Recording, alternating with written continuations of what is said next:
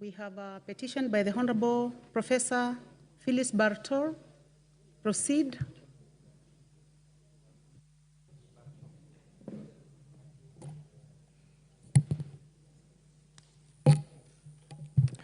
Honorable Speaker, regarding compensation of residents of Crown Land, LR 883/2 Sergoit Holding Ground in Moiben constituency. I, the undersigned, on behalf of the residents of Groundland LR number 833/2 of Moiben constituency, draw the attention of the House to the following. One, that Groundland LR number 883/2, commonly referred to as Sergoit Holding Ground in Moiben constituency, was in Gishu County, totaling to 1,500 acres, was inhabited by several clans of Sergoit community who used it for grazing, water catchment, and cultural activities before the land was acquired by the colonial government. Two, that the Sergoit community surrendered the parcel of land to allow for establishment of public amenities such as schools, colleges, police stations, tree nurseries, among others, against government commitment to compensate them. Three, that while some families received compensation by being given other parcels, many others were left out as the land intended for the compensation was fraudulently acquired by individuals who continue to occupy to date. That in 1992, during the initial land allocation to beneficiaries as compensations, some individuals and entities were allegedly allocated parcels of land irregularly by then provincial administration. That following complaints against the compensation process by the residents, a task force was formed in 2016 to investigate and address the anomalies, which subsequently led to the 3 splinter groups due to internal disagreements. 6, that one of the groups subdivided the land, drew a new map, Sergoit Karuna Block 5, which overlapped with the 1992 allocations, thus causing boundary disputes among the residents. That the Sergoit community and uncompensated landowners formed a committee that actively pursued the matter with the support of the county commissioner, who placed a caveat on any transactions on Crown land until the issues resolved. That out of the 1,500 acres, only 900 acres is occupied by genuine beneficiaries who are also facing displacement after the 2016 subdivision, subdivision map. About 450 acres was allegedly acquired and inhabited illegally by private developers, while the rest of the 150 acres is a water catchment area. And that the matter presented in this petition is not pending before any tribunal, court of law, or any legal body. Therefore, your humble petitioners pray that the National Assembly, through the Public Petitions Committee, 1, engages the Ministry of Lands and Physical Planning, Public Works, Housing and Urban Development, and the relevant authorities with a view of investigating the alleged irregular land acquisition, illegal in compensation process, and other malpractices for Crown land LR number 883/2 in Moiben constituency, Uasin Gishu. 2, recommends the due compensation of all members of Sergoit community who surrender their parcels of land for public utility. And 3, makes any other recommendation or action it deems fit in addressing the plight of the petitioners. And your petitioners will ever pray. Thank you, Madam Speaker. Thank you, Honorable Bartol. Honorable members, that petition is referred to the Public Petitions Committee. You want to make a comment? Honorable Dr. Pokose, you may. Thank you, Honorable Speaker. Honorable Speaker, I want to support the petition by Honorable Barto on the resettlement of his people of Sergoit. And Honorable Speaker, this issue about the former provincial administration, where they were getting money, and then once they have taken money from individuals, they allocate them money. It's not just in Sergoit, but I think it is something that has happened in areas where we've had issues of settlement. And Madam Speaker, I brought a petition for Jepchoina in my constituency. And up to date, it has not been addressed because in Jepchoina, you have people who have gone in and occupied other people's land where people have been, they have allotment letters, and then somebody comes and lives into that land. And I think the petitions committee needs to consolidate many of that. And we see it not just in Jepchoina and Sergoit, but in all over, especially in other places. We also have serious conmen who are engaged in fraudulent acquisition of people's lands. And I think it is the petitions committee should be able to consolidate and look at some of these petitions. And they even constitute to become historical land injustices. And the Constitution provides that Parliament has the ability to summon anybody. And I think former provincial administrators should not escape from being summoned, appear before the committee, and be, even if possible, they should be held responsible and accountable for the activities which they transacted. Thank you, Madam Speaker.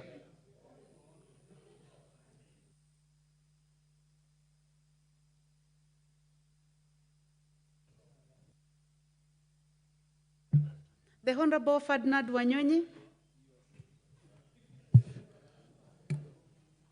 Madam Speaker, I also want to take this opportunity to support this petition. And as just mentioned by Professor here, of course, in Trans Nzoia, we have this problem. And I think it's becoming more critical now, given that some of these people who actually acquired land illegally are bossing around. And therefore, I think this petition is quite timely. And I want to request that whoever actually is going to handle this, make us available, apart from, of course, the petitioner herself, those who are from Trans Nzoia, let's get involved so that I can be able to provide some of the information that are quite adequate because there are people actually who today are owning a large piece of land and they just, walked in and acquired this piece of land. And I think this case is very, very critical. I want to thank the petitioner for coming out, and I think when she's called upon to go and give evidence, let involve us as well, to be able to at least give some more information that is very, very critical, and so that I can be able to have this case sorted out once and for all. I support the petition. Thank you. Thank you. The Honorable Sunkuli.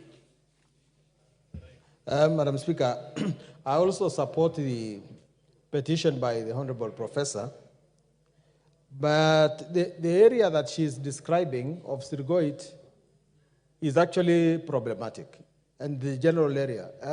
Madam Speaker, I speak because many of the people from Kilgoris actually have a deep interest in the land in Uasin Gishu because that was the land from which they were evicted. But many of our constituents remain in Uasin Gishu. And when this petition is being considered, it is good to do a comprehensive job, including farms like Nyalil Bay Farm, which is not far from Sergoit, where our people were given rights on the land, even by the courts, but they cannot get into the land because the government cannot implement court decisions. Madam Speaker, this petition is very important that we look into it, and exactly what Honorable Pukose says, this might reveal some historical injustices that were done, because this actually was our land, and our people must also get a good share of it. Thank you. Last one on this will be the Honorable Owen Baya. Honorable Speaker, I stand here to support the good professor on this matter on the land. But Honorable Speaker, there's something that very, very fundamental that we must cure before these petitions become useful to the people who we represent. Honorable Speaker, the Constitution 2010 established the National Lands Commission to look into historical land injustices, to review grants, and to handle all these issues about lands that have trouble. And this country has moved from the Ndungu Commission, from many commissions of land that could not cure all these problems because they were just commissioned because they did not have force of law. The National Land Commission was established with a force of law from the Constitution to help communities solve these problems. But today, Honorable Speaker, as you're aware, the power to review grants in the statute that established the National Land Commission expired. But the law in the Constitution has not expired. So there's a constriction on the implementation of the Constitution because of a statute that was passed in this House. Honorable Speaker, it will be very difficult for the people from Moiben to get justice on these issues of land if the National Lands Commission does not get its power back. Honorable Speaker, even if we give this committee the mandate to go and investigate, the Petitions Committee to go and investigate and do whatever pertains to the powers that they have, there is something that will be missing. The assistance and ability to solve these problems by the National Lands Commission. Because at the end of the day, the Ministry of Lands will just play pinky-ponka and there'll be nothing that will happen. So, Honorable Speaker, it is very important that we stand up as a House, reenact the law, ensure that National Lands Commission still has the powers so that it can help the many cases of land issues that we have. There has been some, lacuna, some kind of cooling of feet within the ministry. Somehow, probably they're not interested in having the National Lands Commission have the power back. But I want to ask you, Honorable Speaker, and this House, that we must stand to ensure the powers given to the National Lands Commission in the Constitution are given back to them so that they can review these grants, they can hear a historical land injustice, and liberate this country from the yoke of land issues all the time. I thank you, Honorable Speaker. Thank you, honorable members. I see a lot of interest in this, and so that we don't turn it into a debate, I'll refer this matter to the Public Petitions Committee as per Standing Order 208A. Deputy Majority Leader.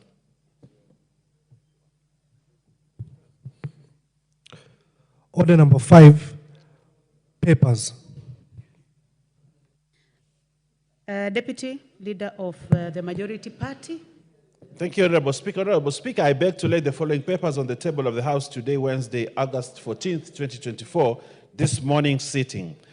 Reports of the Auditor General and financial statements of the National Government Constituencies Development Fund for the year ended 30th June 2023, and the certificates therein in respect of the following constituencies. Alego Usoga, 2 Ugenya, Balambala, Garissa Township, Dadaab, Kitutu Masaba, Kipkelion East, Bomet East, Uriri, Ainamoi, Isiolo North, Laikipia North, Laikipia West, Keses, Kaio North, Kapseret, Nandi Hills, Soy, Marakwet East, Mumias East, Kandui, Ikolomani, Teso South, Matayos, Likuyani, Teso North, Makueni, Kajiado North, Kibwezi East, Shinyalu, Mumias West, Nambale, Kimilili, Sirisia, Enabkoi, Nakuru Town East, Kisauni, Kinango, Mvita, Othaya, Nyeri Town, Matuga, Changamwe, Nyali, Voi, Gishugu, Likoni, Kangema, Mwea, Kwisero, Navaholo, and Butere. I thank you, Honorable Speaker, and I beg to lay. Thank you, Honorable Baya. Member, Select Committee on Appointments. The Honorable Dawood, you may proceed. Thank you, Madam Speaker. Honorable Speaker, I beg to lay the following papers on the table of the House today, Wednesday, 14th of August, morning session. The following reports of the Special Funds Accounts Committee. 1. The 9th report of the Special Funds Accounts Committee on its consideration of reports of the Auditor General on the financial statements for the Kenya National Highways Authority Maintenance Levy Fund, Kenya Rural Roads Authority Road Maintenance Levy Fund, Kenya Urban Roads Authority Maintenance Levy Fund, and Kenya Wildlife Services Road Maintenance Levy Fund for the financial years 2020-2021 and 2021-2022. Madam Speaker, number 2, the 10th report of the Special Funds Accounts Committee on its consideration of the report of the Auditor General on the financial statement for the Prison Industries Revolving Fund and Prison Farm Revolving Fund for the year 2020-2021 and 21-22 financial years. 3. The 11th report of the Special Funds Accounts Committee on its consideration of the report of the Auditor General on the financial statements for the Tourism Fund and Tourism Promotion Fund for the year 2020-2021 and 2021-2022. Number 4, the 12th report of the Special Funds Accounts Committee on its consideration of the report of the Auditor General on the financial statements for the Agricultural Information Resource Center Revolving Fund for the year 2020 and 2021 and 2021-2022, and the 5th, 13th report of the Special Funds Account Committee on its consideration of the report of the Auditor General on the financial statements for the Agricultural Food Authority Car Loan and Mortgage Scheme Fund, Veterinary Services Development Fund, and the Government Press Fund for the financial year 2020, 2021, and 2021, 2022. I humbly submit to lay these papers on the... Thank you. Thank you, Honorable Dawood. Vice Chairperson, Public Accounts Committee. You may proceed. Thank you, Madam Speaker. Madam Speaker, I beg to lay the following paper on the table of the House today, Wednesday, 14th August 2024. Report of the Public Accounts Committee on the procurement of external audit services for the Office of the Auditor General for the financial year 2022-2023, 2023-2024, and 2024-2025. Thank you, Madam Speaker. Thank you very much. Member Select Committee on Appointments. Is it the majority leader? Minority leader? Honorable Speaker, I beg to lay the following paper on the table of the House today, Wednesday, 14th August 2024. Third report of the Committee on Appointments on the vetting of persons for appointment as Cabinet Secretary for East African Community Affairs and Regional Development and Attorney General of the Republic of Kenya. Thank you. Thank you, Minority Leader. Next order. Order number 6, notices of motion. Member Select Committee on Appointments.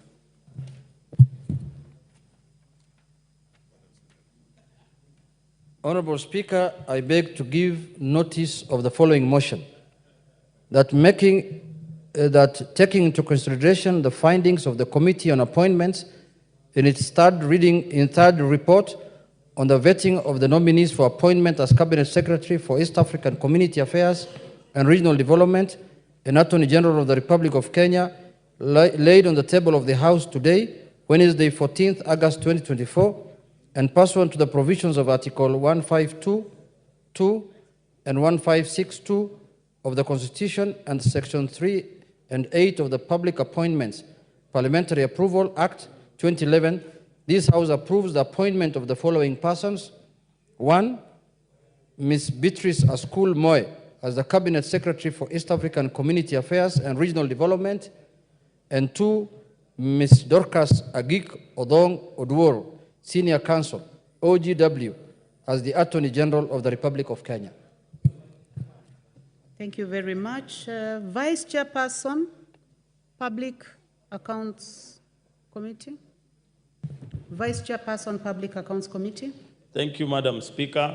Madam Speaker, I beg to give notice of the following motion, that this House adopts the report of the Public Accounts Committee on the procurement of external audit services for the Office of the Auditor General for the financial years 2022-2023, 2023-2024, 2024-2025, laid on the table of the House on Wednesday, 14th August 2024, and pursuant to the provisions of Article 2264 of the Constitution and Section 43 of the Public Audit Act 2015, appoints MS PKF Kenya LLP for purpose of providing external audit services to the Office of the Auditor General, OAG, with respect to Roman 1, the accounts of the Office of the Auditor General for the period 2022-2023, 2023-2024, and 2024-2025, and Roman 2, the financial statements for the staff mortgage and car loan scheme for the Office of the Auditor General for the financial years 2022-2023, 2023-2024, and 2024-2025. Thank you, Madam Speaker.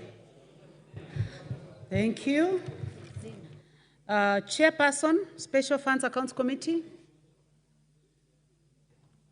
Thank you, Madam Speaker. It is the Vice Chair.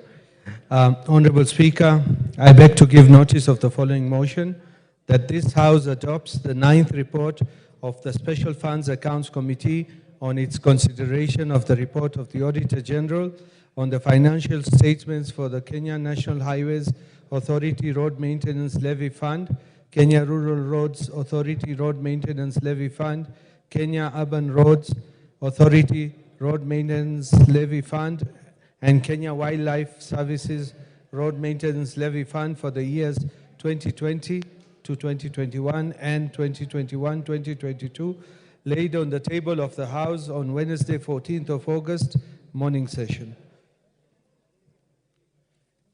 Madam Speaker, I beg to give notice of the following motion, that this House adopts the 10th report of the Special Funds Accounts Committee on its consideration of the report of the Auditor General on the financial statements for the Prisons Industries Revolving Fund and the Prison Farm Revolving Fund for the year 2020, 2021, and 2021-2022, laid on the table of the House on Wednesday, 14th of August, 2024, morning session. Honorable Speaker, I beg to give notice of the following motion, that this House adopts the 11th report of the Special Funds Accounts Committee on its consideration of the report of the Auditor General on the financial statements for the Tourism Fund and Tourism Promotion Fund for the financial year 2020-2021 and 2021-2022, laid on the table of the House on Wednesday, 14th of August, morning session.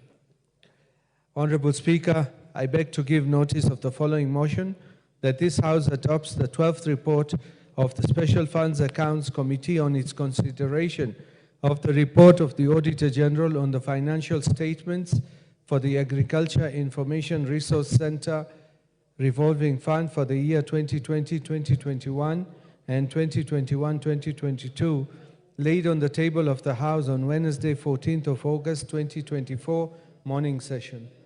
The last one, Honorable Speaker, I beg to give notice of the following motion, that this House adopts the 13th report of the Special Funds Accounts Committee on its consideration of the report of the Auditor General on the financial statements for the Agricultural Food Authority Car Loan and Mortgage Scheme Fund, Veterinary Science Services Development Fund, and Government Press Fund for the year 2020-2021, and 2021-2022 laid on the table of the House on Wednesday, 14th August, morning session. I submit, Honorable Speaker. Thank you. Thank you. Next order.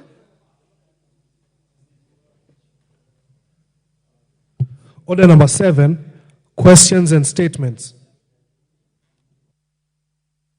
Honorable members, I would like to reorganize business, that we go to order number 8, 9, and 10, and then we'll be going back to 7. So we may proceed to the next order as per the rescheduling. Order number 8, procedural motion, exemption of specified business from Standing Order 43. Leader of Majority Party, the Honorable Owen Baya. Which motion? You may approach the table.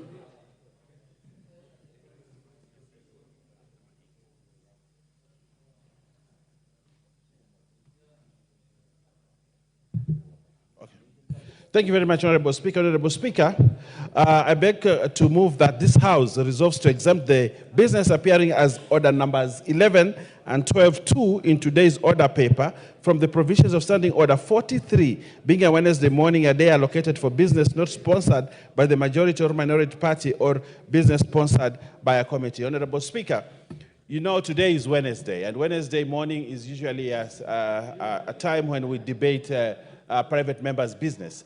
But, Honorable Speaker, given that we have moved a very important motion today that needs to be discussed, therefore, we need to rearrange our business such that we allow that, though being a Wednesday morning, we allow that government business comes in, or committee business comes in the middle. So, Honorable Speaker, I beg to move that we adopt this procedural motion and request the Honorable Dr. Pokose to second. Dr. Pokose, you may proceed to second the motion. Honorable Speaker, I stand to second the motion that of the procedural motion so that we can be able to dispense with other businesses. And I want to ask the intelligence of the members that we allow the business to be this procedural motion to allow us to dispense with these other businesses as we proceed on, without anticipating that we'll be proceed on recess. Thank you, Honorable Speaker. Thank you. I now propose the question that this House resolves to exempt the business appearing as orders number 11 and 12, Roman 2, in today's order paper from the provisions of Standing Order 43, being a Wednesday morning, a day allocated for business not sponsored by the majority or minority party or business sponsored by a committee. Honorable members, may I put the question? Yes. Thank you. I now put the question that this House resolves to exempt the business appearing as order numbers 11 and 12 Roman 2 in today's order paper from the provisions of Standing Order 43, being a Wednesday morning, a day allocated for business not sponsored by the majority or minority party or business sponsored by a committee. Will as many as have that opinion say aye? Aye. Will as many as have a contrary opinion say nay? The ayes have it. Next order. Order number 9, motion. Report of the Committee of the Whole House on the Cotton Industry Development Bill, Senate Bill number 5 of 2023. Question to be put. Thank you, honorable members. I now put the question that this House do agree with the report of the Committee of the Whole House on its consideration of the Cotton Industry Development Bill, Senate Bill number 5 of 2023, and seeks leave to sit again. Will as many as have that opinion say aye? Aye. Will as many as are of a contrary opinion say nay? The ayes have it. Next order. Order number 10, motion. Policy for the provision of mental health services in all healthcare facilities. Question to be put. Honorable members, I put the question that aware that Article 43(1)(a) of the Constitution provides that every person has a right to the highest attainable standard of health, including the right to health care services. Further, aware that mental health is a key determinant of overall health and socio-economic development. Recognizing the Constitution assigns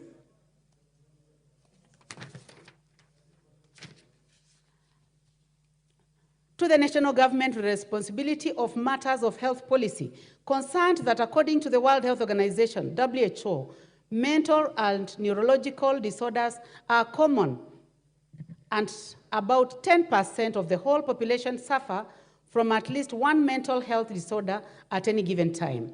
Concerned that psychiatric units are only available in a few facilities in the country, and patients requiring psychiatric services have limited or no access to these facilities. Acknowledging that access to healthcare facilities would lead to improved overall health, increased economic productivity, social equity, and improved quality of life for all. Now, therefore, this House urges the national government, through the Ministry of Health, to collaborate with county governments to develop a policy integrating mental health care services in all healthcare facilities in the country. Will as many as of that opinion say aye? Aye. Will as many as of contrary opinion say nay? The ayes have it. Order number 7, questions and statements.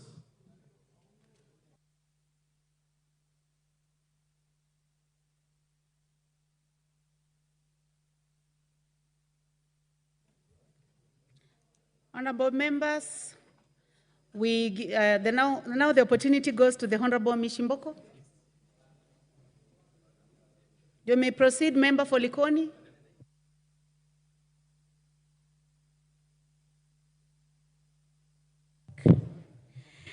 Thank you, Honorable Speaker.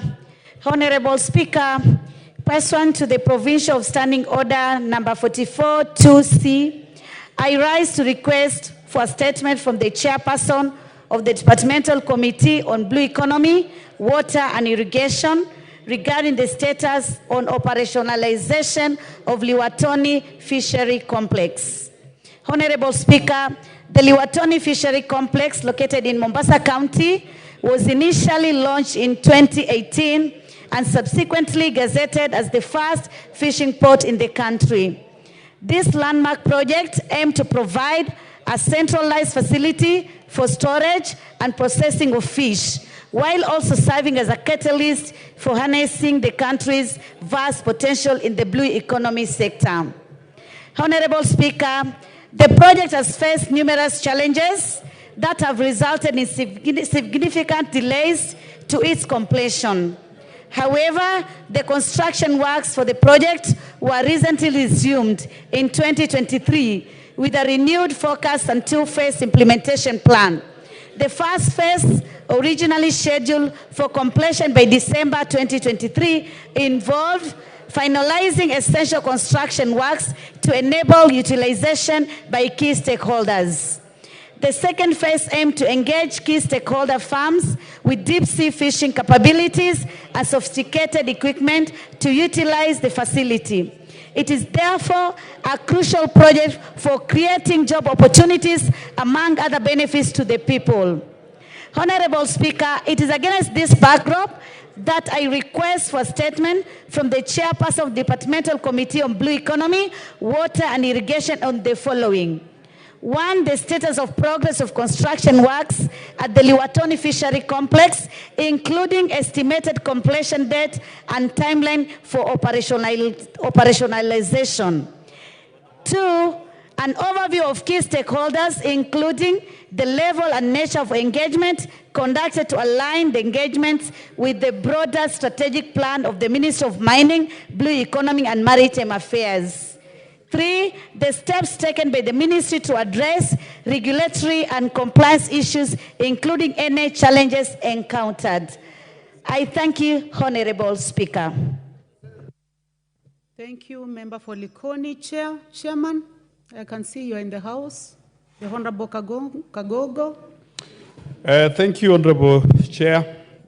Madam Chair, the Liwatoni Fishport is it's a very important strategic facility for this country, especially the coastal people. And it has had many challenges. And I want to promise the Honorable Member Polikoni, Madam Chair, that I will bring answer in 2 weeks. Thank you very much, Chairman. 2 weeks for your answer, Honorable Mishimboko. Next is the Honorable Machua Waithaka, member for Kiambu.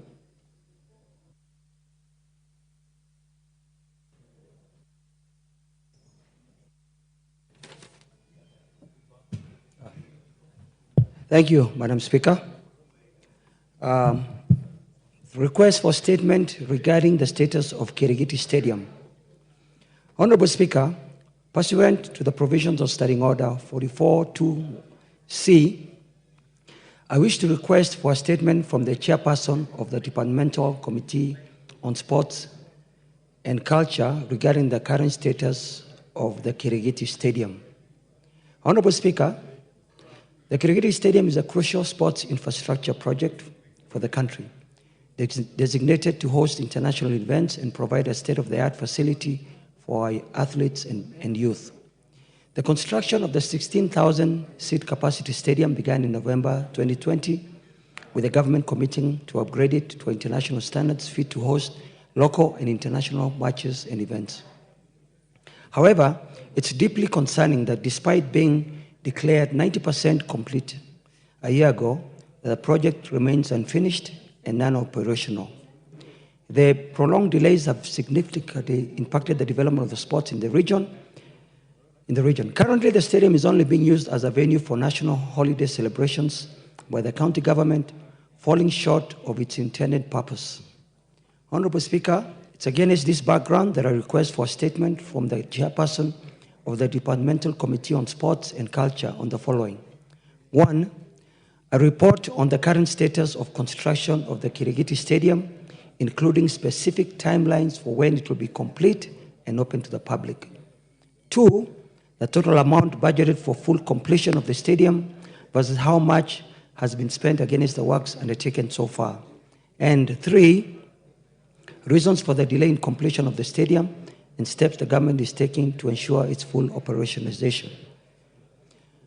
Madam Speaker, I would like to also add that the stadium today on the eastern side is being used by the contractor who is still on site as a construction site.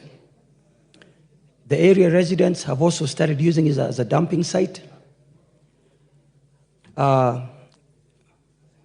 3, the drainage around the stadium is in pathetic state, and the residents of Kirigiti around the stadium have been complaining about the drainage because the water, when it rains, drains back to the residents of Kirigiti.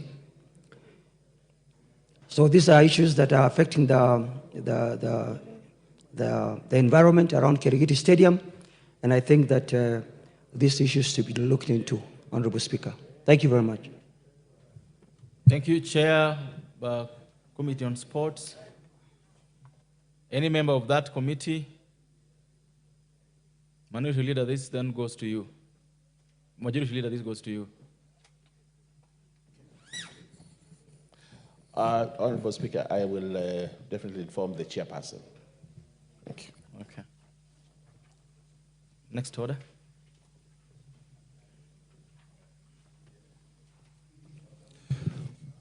Order number 11, the County Government's Additional Allocations Bill, Senate Bill number 19 of 2024.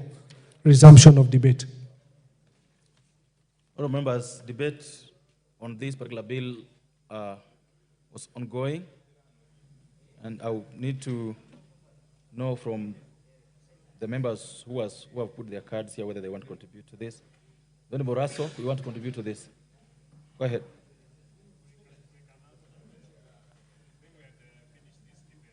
Allow him to have a couple of minutes.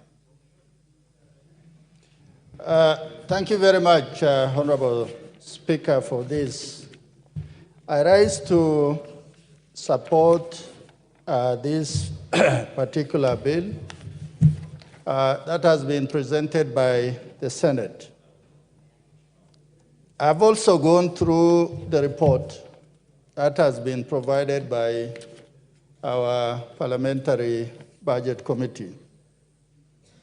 And clearly, the observation therein has been occasioned by the austerity measures that have been caused by a standing down of the bill 2024-25. So it simply means there is a big hole in that particular budget, and this has caused the county allocation to be reviewed downwards from 46.6 to 61.9 billion. This indeed is a big hole. Honorable Speaker, when you look at the additional allocation to our counties, are monies that are provided by development partners from many areas: water, health, urban development, sanitation. And all these are very different facets that addresses the basic human necessities in those counties. But also, the government does what you call matching fund. These monies, from my understanding, although they are allocated to the counties, the National Assembly or the Senate does not have a clear purview of how these funds are utilized, how they are oversighted. Is it directly from the ministry or directly from the department or institution that gives the money? Who indeed oversees this fund? Because it doesn't form the mainstream part of the budget allocation to the county. For that reason, I think going forward, we as the National Assembly, we must protect the national coffers, and we must make sure that funding to the counties is timely, it is efficient, but also those funds must be efficiently utilized from those counties. Although it is the Senate that oversees the counties, but the people who live in those counties live in constituencies. And those are people, and it must be of concern to us. Article 95, sub-article 1, matters of concern to the people. Honorable Speaker, some of the areas that I see the committee has recommended is to decline things like transfer of museum functions from the national government to the counties. One of the difficulties we are seeing is the human capital that obtained in our counties, where a lot of technical issues fail to be done and funds are allocated. And when you are giving things like museums, where you need the curators, the researchers, scientists of different levels of expertise will look after museum. So if we just say because of funding, let us give this function to the counties, then we may be killing the goose that lays the golden egg. Because around the world, a major tourist attraction, a major contributor on the side of tourism fund is museums. So for that reason, I support what the committee has advised in terms of museums. Secondly, it is the issue of county aggregation and industrial parks. Vision 2030 envisions that Kenya will be a middle-income country, industrialized. So having industrial park in counties, although we cannot do all of them in one hog, is really important. But when you look at the allocation of 105 million to the different counties, it simply means we are chipping slowly to give these counties edge. But I would rather, in my submission, let us say, for example, we establish the industrial parks in Isiolo first. Then we go to the next county, the next year, part 1 financial year. So that these industrial parks, if you don't put in enough money, eventually they'll just be white elephant. Funds have been put, there isn't enough fund to complete it. And also counties may not have enough funding for this particular project. Finally, Honorable Speaker, it is the issue of community health promoters. This is the first line of community health workers of preventive rather than curative. These are some of the initiatives that we have borrowed from other jurisdictions or other countries. And a good example is Cuba, where the community health promoters are the ones that have a clear view on what are the sort of common elements in the communities, and it is dealt with first line through health, through improving water, through improving health checks.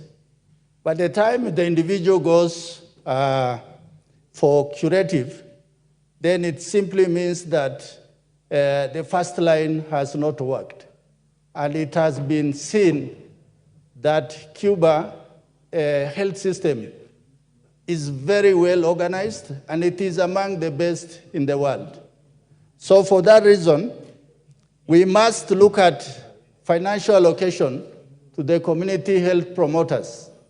Most probably, with the chipping of allocation to this particular area, then it means we may downsize a lot of youngsters who are working in this area. It is something that we must remain seized so that communities are really not disadvantaged to a great extent.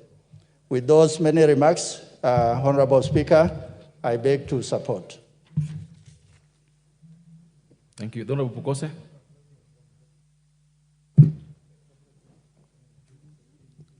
Thank you, Honorable Speaker.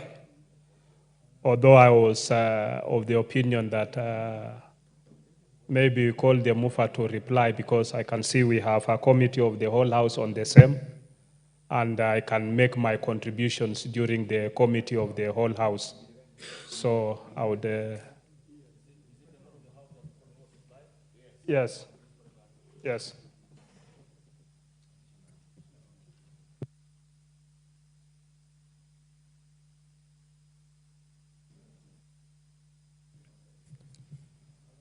This is your chance to reply to the debate on the bill. Thank you, Honorable Speaker. I arise to reply to the County Government Additional Allocations Bill, Senate Bill number 19 of 2024. Honorable Speaker, from the onset, I want to appreciate all the members who have contributed to this bill, because this is a very important bill that seeks to give additional conditional allocations to our counties to enhance services and provision of the very basic and important services to our people. Honorable Speaker, this is a Senate bill that was originated by the Senate, And we know that the Senate prosecuted this bill based on the approved estimates at that time.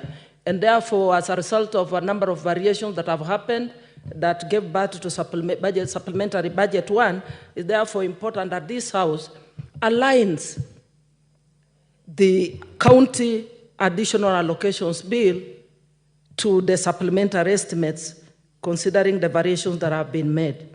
And as a result of that, therefore, we know that there are some changes that have been occasioned, and the case in point is the county aggregation, allocation to county aggregation and industrial parks, where we're seeing that there is a reduction of 1.6, and this is as a result of we had to drop a number of counties that were onboarded so that we complete the ongoing 18 counties, Honorable Speaker. And also I know members have spoken to the community health promoters. Also, when we come to that allocation, we also note that there is a slight reduction from the 3.2 that had been approved to 2.5 billion in the supplementary, registering a decrease of 651 million. Honorable Speaker, that is also a very important allocation, and I want to believe that county governments will have to be innovative and find a way to fill the gaps so that none of the community promoters are actually dropped from the payroll. Honorable Speaker, having said this, I just want to mention that the funds that are being allocated to counties as additional conditional grants, some of this money is from the development partners, from loans and grants, and some of this money is from the national government's share of revenue. And therefore, I want to call upon our county governments. I know that from the development partner monies that we've received, that is in the form of loans and grants, some of this money will be going as grants for healthcare services. We know the challenges in our hospitals. Some hospitals still lack very basic equipment, and therefore, this money from DANIDA, I want to plead with the county government to ensure that there is efficiency and accountability in the utilization of this money, so that Kenyans can feel, Kenyans can see that there is value for money. There will be allocations towards agricultural value chains. There is allocation towards devolution support. There is even money towards urban support for informal settlements, among others. County governments and all the oversight institutions, we need to make sure there is proper monitoring and evaluation to ensure that there is success in implementation of these monies, so that we can be able to say, yes, this money was received. There is even monies that is supposed to go towards the urban support in terms of even doing our roads, tarmacking our towns within the counties. Let this money be put into proper use so that we can be able to see that this money has gone towards providing basic services and helping Kenyans. Honorable Speaker, with those few remarks, I beg to reply. Thank you. Thank you. Members, I therefore then put the question that the county government's additional allocations bill, Senate Bill number 19 of 2024, be now read a second time. Will, as many of that opinion say aye? Aye. Will as many of the common opinion say nay? Ayes have it.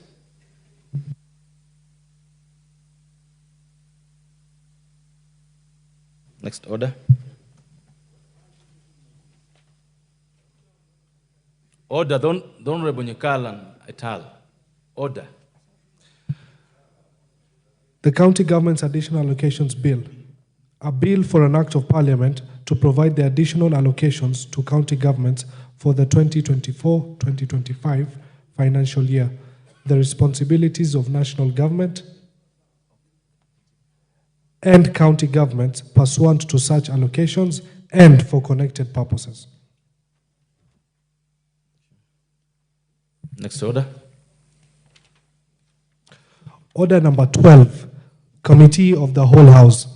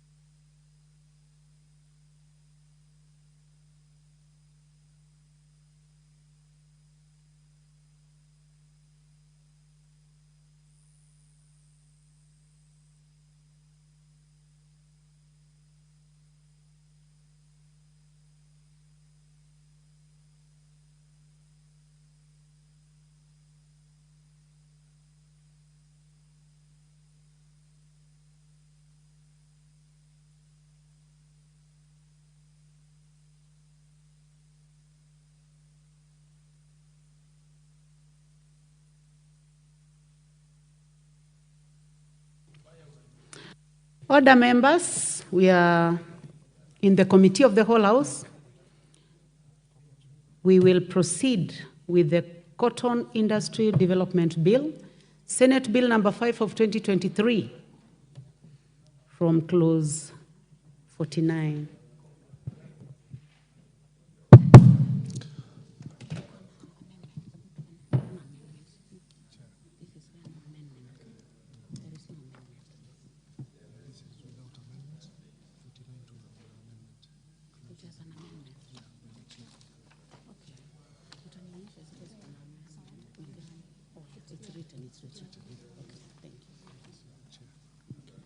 Clause 49.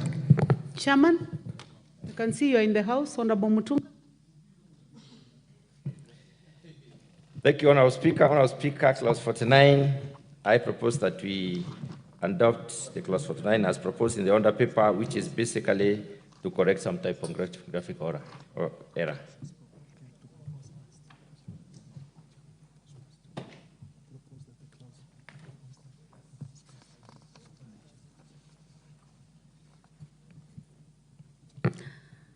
Honorable members, I propose the question that clause 49 be part of the bill. Chairman.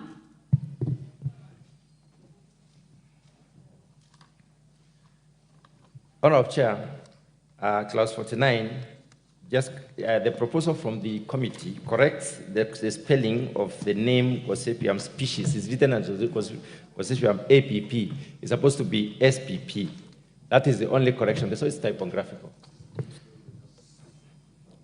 Thank you. Honorable members, I propose the question that clause 49 be amended as proposed by the chair. Will as many as of that opinion say aye?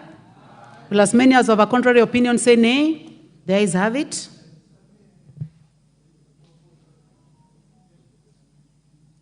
I now put the question that clause 49 be amended as proposed by the chairman. Will as many as of that opinion say aye? Will as many as of a contrary opinion say nay? The ayes have it. I now put the question that clause 49 as amended be part of the bill. Will as many as of that opinion say aye?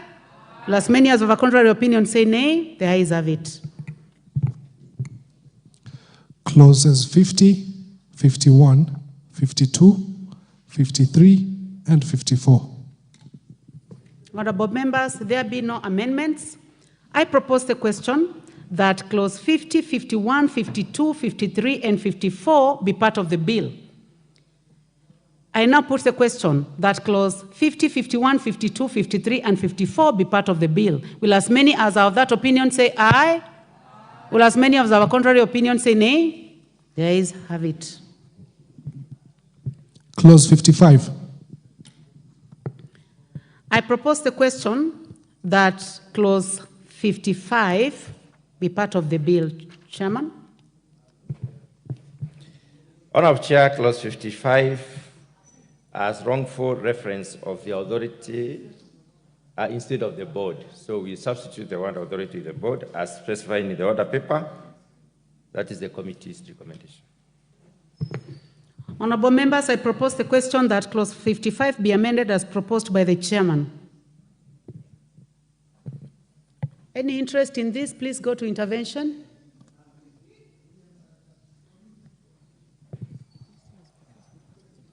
There being no interest, I propose the question that clause 55 as amended be part of the bill. I put the question that clause 55 as amended, as proposed, be part of the bill. Will as many as of that opinion say aye? Will as many as of a contrary opinion say nay? The ayes have it. I now put the question that clause 55 as amended be part of the bill. Will as many as of that opinion say aye? Will as many as of a contrary opinion say nay? The ayes have it. Clause 56. I propose the question that clause 56 be part of the bill. Chairman. There is no amendment, honorable member, so I put the question that clause 56 be part of the bill. Will as many as of that opinion say aye? Will as many as of a contrary opinion say nay? The ayes have it. new part 5A, new clause 43A.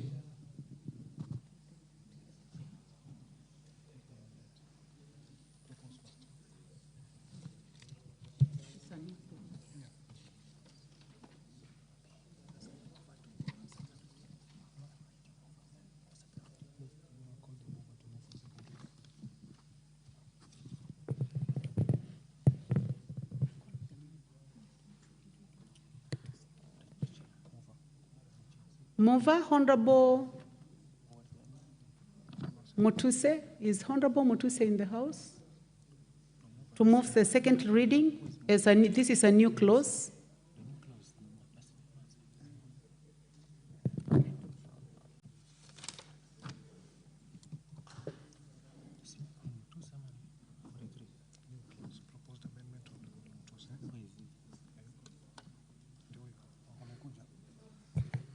Honorable Mutuse, make your way in.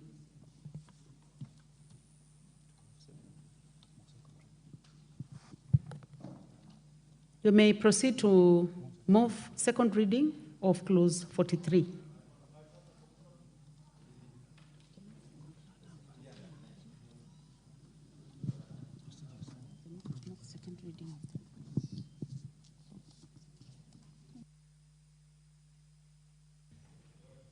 Madam Speaker, I move that clause 39 be read a second time.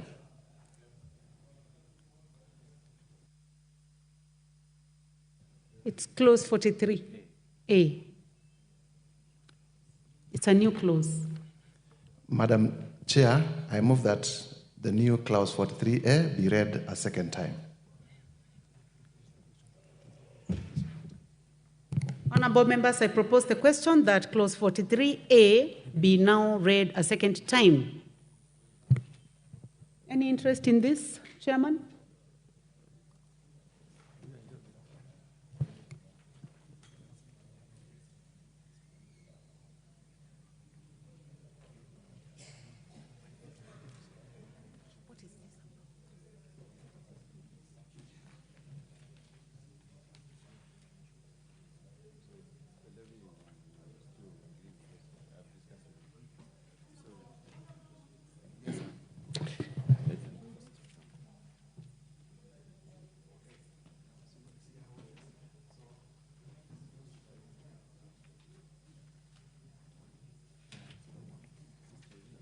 So, Honorable Mutuse, we would like to give you time so that you tell the House what this clause 43 is all about.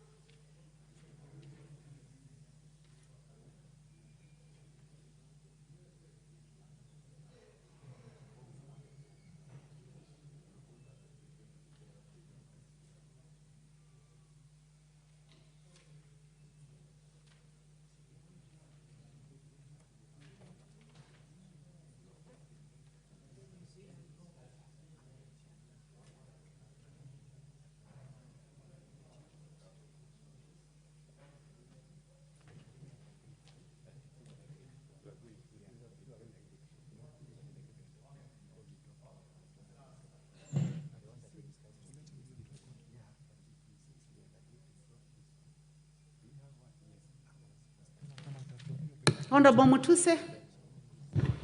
Madam Chair, the new clause 43A was intended to establish the Cotton Arbitration Tribunal that will be able to sort out disputes arising within the cotton sector.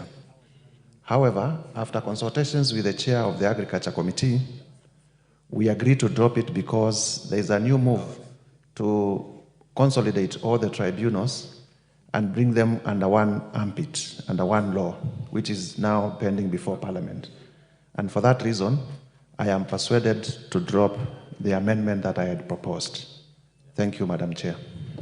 Thank you very much. Honorable Mutuse, I would like to ask whether it is the whole new part, that is from 43A all the way to 43H. Do you drop all that? Yes, we are dropping the entire 43A to 43H that speaks to the matter of the Cotton Arbitration Tribunal. Thank you.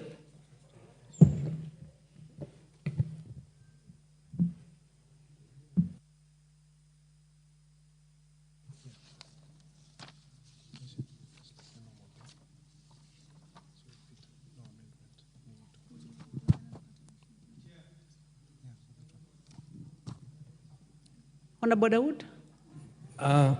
Is Honorable Mutuse as well dropping the third schedule, the new schedule, which is the provisions of meetings and procedure for the tribunal? Because if 43A to H is not there, then the next one as well, it should be dropped as well.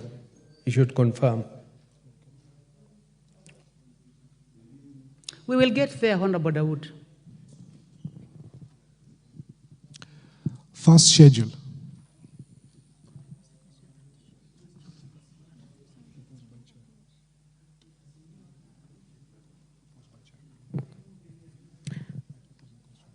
I propose the question that the first schedule be part of the bill. Chairman? Thank you, Honorable Chair. Honorable Chair, the committee proposes to amend the first schedule by reducing the number of meetings for the board to 4 instead of 10 as it is stated in the bill. Also providing that 4 months shall not lapse before a meeting takes place, as it is indicated 2 months, and then that the board meetings will be within the country, restrict the board meetings to the country, and finally, also amend the penalty, which appears to be very high, as captured in the order paper. Thank you, Chairman. I propose the question that the first schedule be amended as proposed by the Chairman. Any interest? I now put the question that the first schedule as amended be amended as proposed by the Chairman. Will as many as have that opinion say aye? Will as many as have a contrary opinion say nay? The ayes have it. I now put the question that the first schedule as amended be part of the bill. Will as many as have that opinion say aye? Will as many as have a contrary opinion say nay? The ayes have it. Second schedule. I propose the question that the second schedule be part of the bill. There be no amendment. I put the question that the second schedule be part of the bill. Will as many as of that opinion say aye? Will as many as of a contrary opinion say nay? The ayes have it. New schedule. New schedule. Honorable Mutuse, you may now proceed.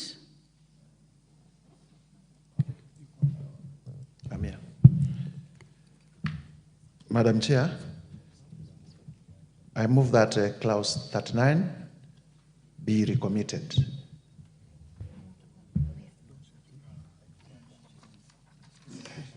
Oh, okay, sorry. My mind was engaged in something different.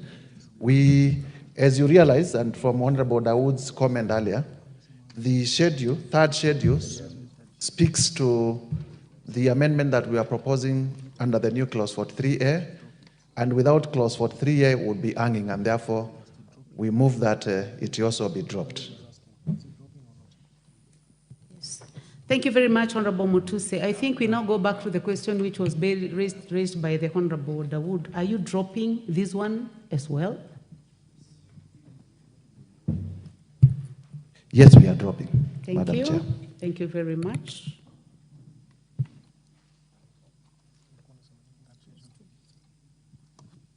Clause 2. I propose the question that clause 2 be part of the bill. Chairman? Madam Chair, we propose some definitions. Some ones have been used in the bill, but they have not been defined. And also, marketers play a pivotal role in the industry. It's therefore important to include the definition for the marketers. So I propose that we adopt the committee recommendations on the definitions as captioned in the order paper. Thank you, Chairman. Honorable members, I propose the question that clause 2 be amended as proposed by Chairman. Honorable members, I proceed to put the question that clause 2 be amended as proposed by the chairman. Will as many as have that opinion say aye? Will as many as have a contrary opinion say nay? The ayes have it. I now put the question that clause 2 be as amended be part of the bill. Will as many as have that opinion say aye? Will as many as have a contrary opinion say nay? The ayes have it. Long title.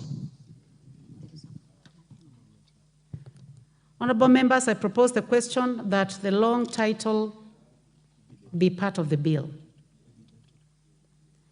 I propose the question that the long title be the title of the bill. Chairman?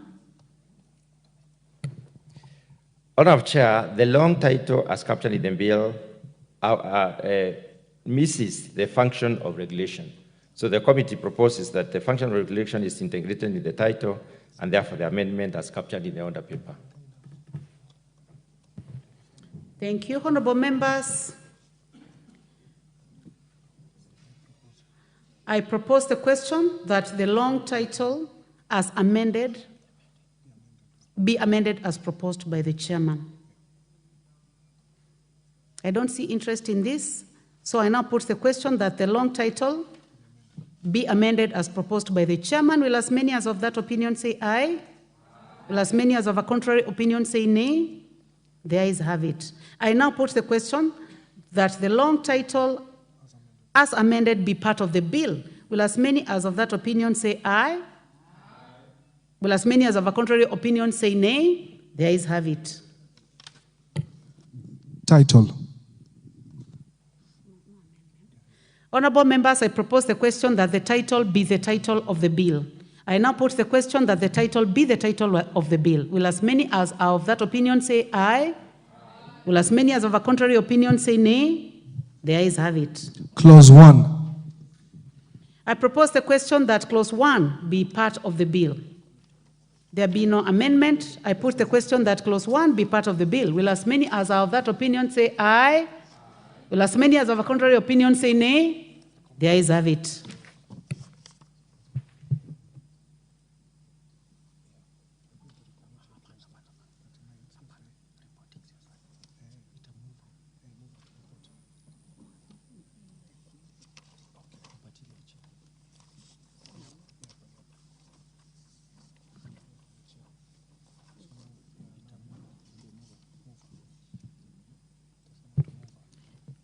Mover?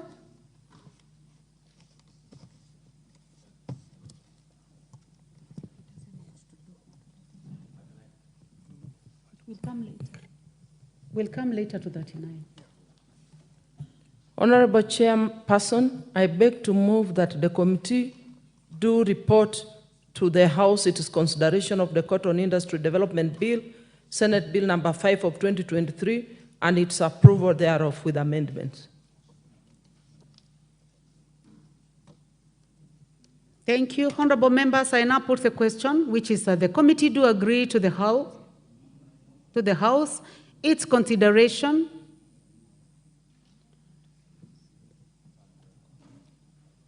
I'll take this again, honorable members. Honorable members, I put the question, which is that the committee do report to the House its consideration of the Cotton Industry Development Bill, Senate Bill number 5 of 2023, and its approval with amendments. Will as many as of that opinion say aye? Will as many as of a contrary opinion say nay? The ayes have it.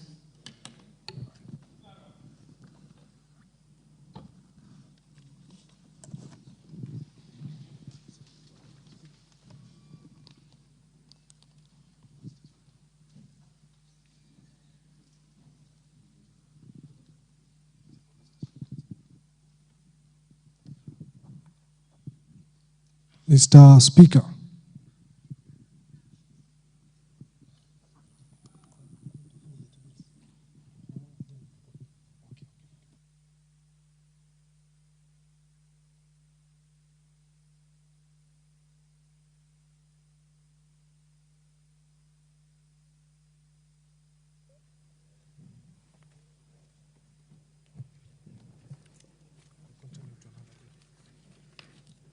Honorable members, we have another bill to consider.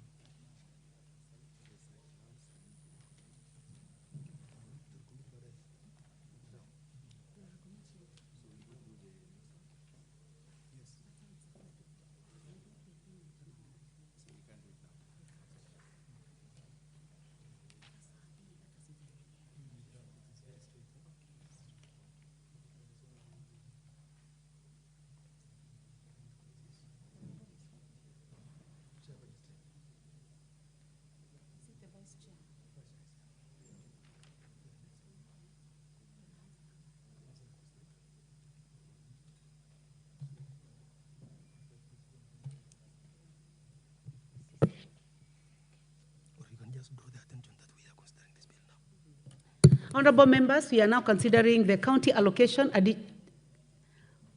the county government's allocation, additional allocation bill. We are now considering the county government's additional allocation bill, Senate Bill number 19 of 2024. Clause 3.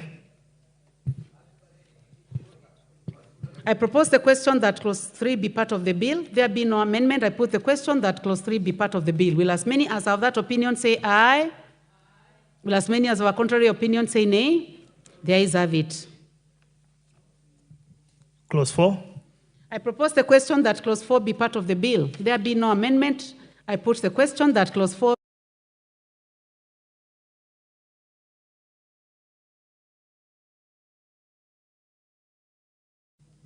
Clause 5. I propose the question that clause 5 be part of the bill. Chairperson, Vice Chair. Thank you. Thank you, Honorable Chairperson. That clause 5 of the bill be amended in section A in subclause 1 by Roman 1, deleting the words column F appearing in the opening statement and substituting therefore the words column D. Honorable Chair, the import of this is just to substitute the columns, because in the original approved estimates columns, the totals were in column F, but now we are bringing to column D because there are some columns that are being deleted. The next one, Roman 2, deleting paragraph A on the allocation to county headquarters. Column A, Honorable Chair, was on conditional allocations for the construction of county headquarters as set in column B. That is no longer there, so that column is being deleted. Roman 3 is deleting the words column C appearing in paragraph B and substituting therefore the words column B. This is on county aggregation to ensure completion of the ongoing projects. Then Roman 4 is deleting the words column D appearing in paragraph C and substituting therefore the words column C. That is for the community health promoters. Again, this is all in rearranging, to rearrange the columns, to remove those that have been deleted and replacing with the new columns. Then number 5 is deleting paragraph D. That's the transfer to museums service. That has also gone, so that is being deleted. Then number B is by deleting subclause 2. And this is on RMLF, and it is because that allocation is no longer there, so that goes. And number C is by deleting subclause 3, and this is on court fines and royalties from minerals. And that has been explained even in the debate, that these funds cannot be transferred because there's no established framework right now to allow for the transfer of money from the consolidated fund. So those are the amendments. Thank you, Honorable Chairperson. Thank you very much, Vice Chair. Honorable members, I propose the question that clause 5 be amended as proposed by the Vice Chair. Any interest in this? If you have interest in this, please hit the intervention button. The Honorable Rahim Dawood, member for North Imenti. Thank you, Madam Chair. I join the committee in the changes which is done, although I would have appreciated if they could have had a look at the community health promoters, where they have done a reduction of over 700 million, which would have gone a long way, because now whatever has been allocated is only for 86,000 community health workers instead of the 107. But the good thing is they've removed the RMLF, which was about 10.5 billion, because that was what the constituencies normally do, and the counties we did not need this money. So, Madam Speaker, I support. Thank you for your contribution, Honorable Dawood. Honorable members, I don't see any other interest in this, so I will now proceed to put the question. So I put the question that clause 5 be amended as proposed by the Vice Chair. Will as many as of that opinion say aye?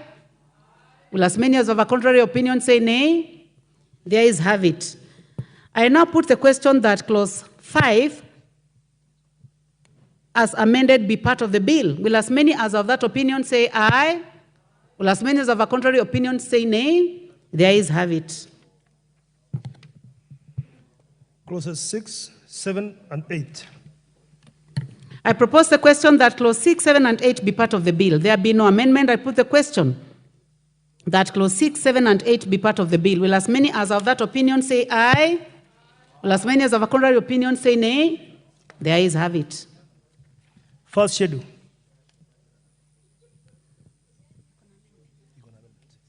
I propose the question that the first schedule be the schedule of the bill.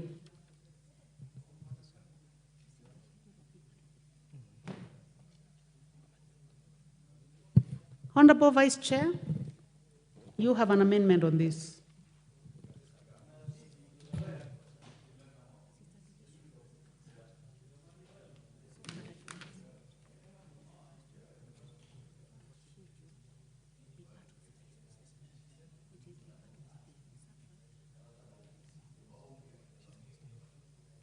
Honorable Vice Chair, you are supposed to move. You may approach the table.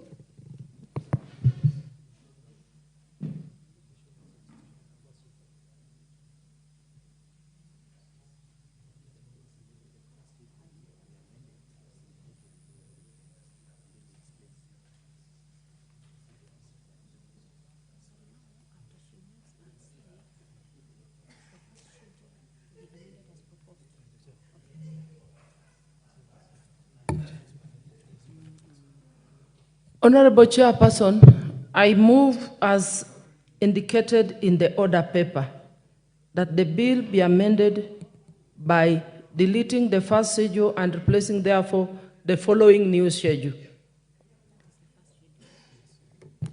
Thank you, honorable members. I propose the question that the first schedule be amended as proposed by the Vice Chairperson.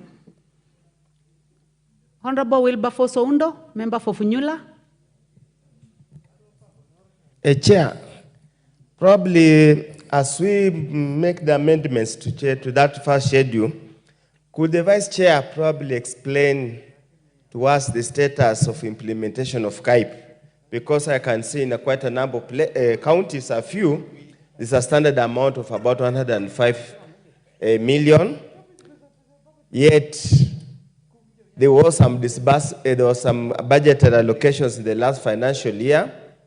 With this in order, we know what's the status of the implementation, because I think there are about 10 or so that as we continue sinking money into this white elephant, it does not make it even more whiter than it currently is. Probably the Vice Chair can explain to us. I can see Busia, Uasin Gishu, several of them.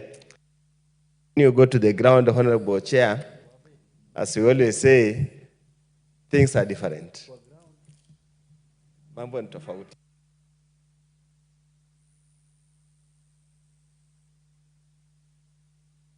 Honorable Chairperson, if you look at the first schedule, there is an indication in the figures given for the amounts that each county is going to benefit. And to inform the member, Busia County is getting 105.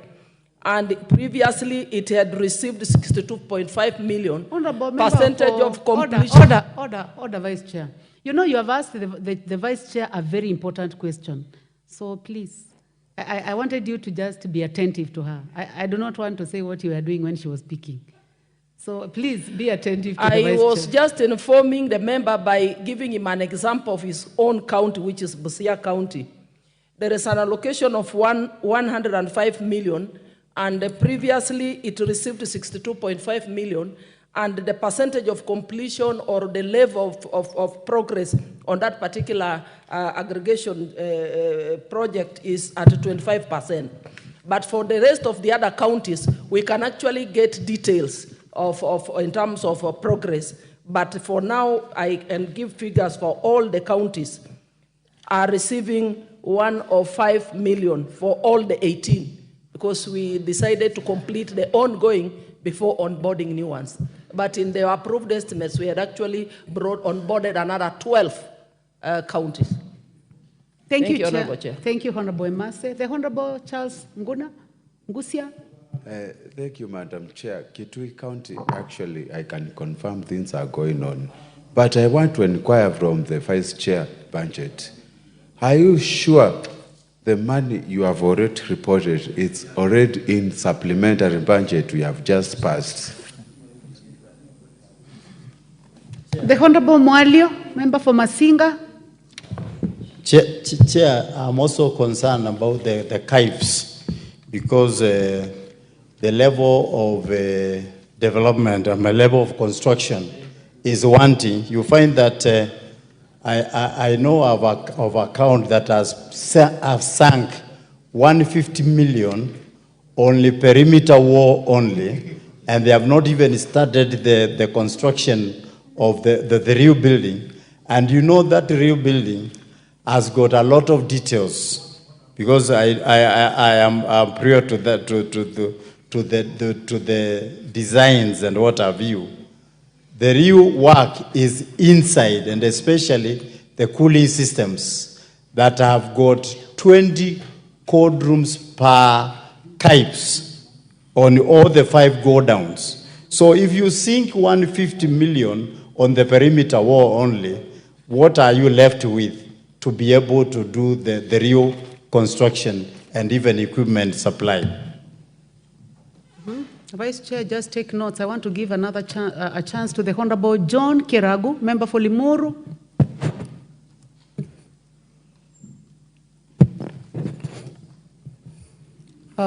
Looks like that mic is not working. It's come to me. Can I contribute? No, the chance still belongs to the Honorable Kiragu. We'll find a mic for him.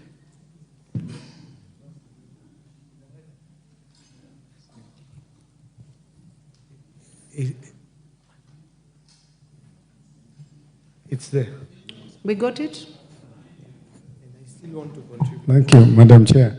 I think my colleagues have already mentioned what I wanted to point out. But on this aggregation industrial parks, my major concern is, of course, having them completed and making sure that when completed, they will not be idle, that there will be an action plan to make sure that they get working.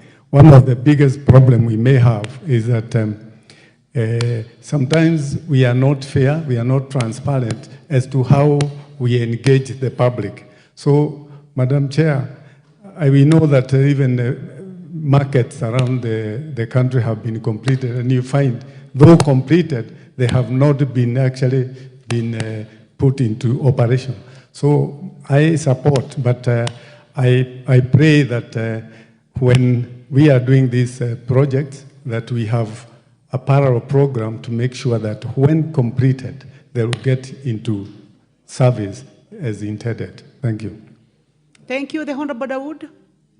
Thank you, Madam Speaker.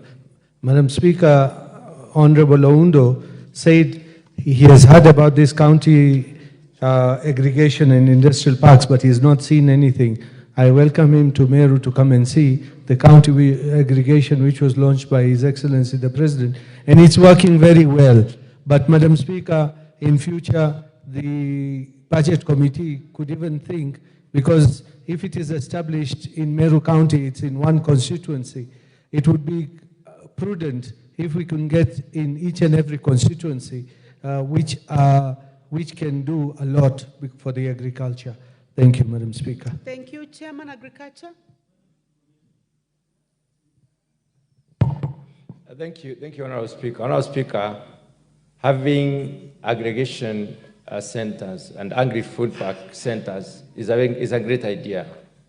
But Honorable Speaker, sometimes we need to pause and ask ourselves, how much of analytical studies have we done to know what it is that we shall be aggregating, for what period of the year, and for what purpose? Honorable Speaker, we might be spending money to create white elephants across the country. What should precede any investment must be quantitative analysis of what it is that we are going to aggregate. We need to look at the supply chain management on where shall we be accruing these products, how shall they be conveyed to the aggregation centers, what kind of conditions do we have to establish at the aggregation centers themselves, because some of the products will need cold storage facilities. I do not know how much of the cold storage facilities we are installing. Honourable Speaker, across the country, if you drive across the country, you will find certain aggregation centers just waiting. The communities have not been adequately advised or appraised on these aggregation centers. So it is important for this House to take caution, not to just invest money for the sake of having infrastructure out there, but look at how do we collocate infrastructure with the functionality of that particular infrastructure. Thank you, Honourable Speaker. Made your point, Chairman. I would like now the Vice Chair to make comments, and then we will proceed to put the question. Thank you, Chairperson. I think with the concern that whether this money has been provided for, I want to assure the member that yes, it has been provided for in supplementary one, and a total of 1.9 billion. That is where we have 105 million going to each county. On the issue of oversight, members are concerned on the progress, whether there's anything happening in these counties.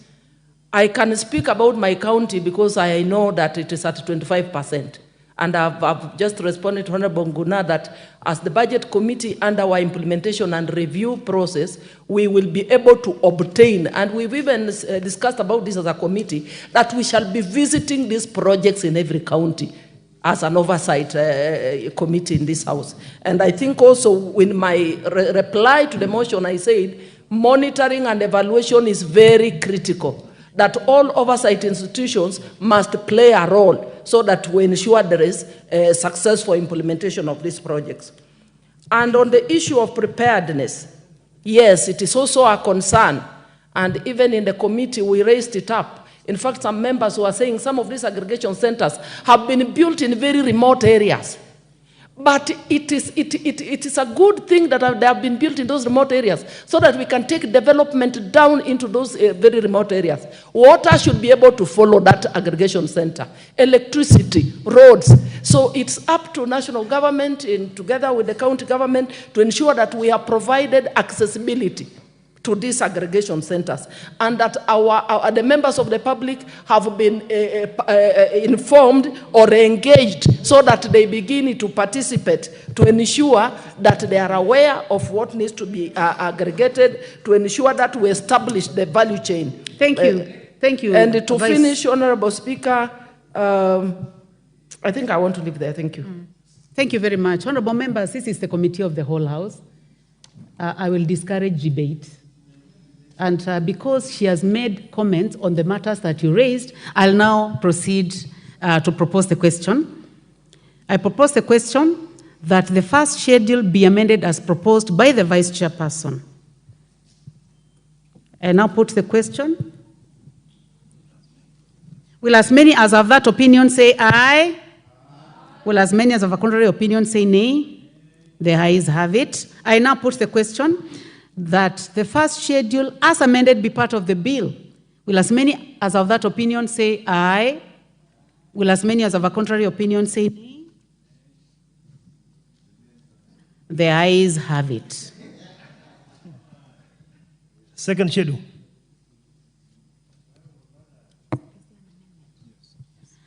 I propose the question that the second schedule be part of the bill. Mover?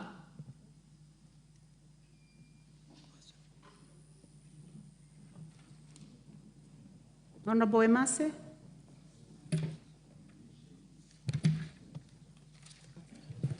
You may approach the table, Honorable Emase.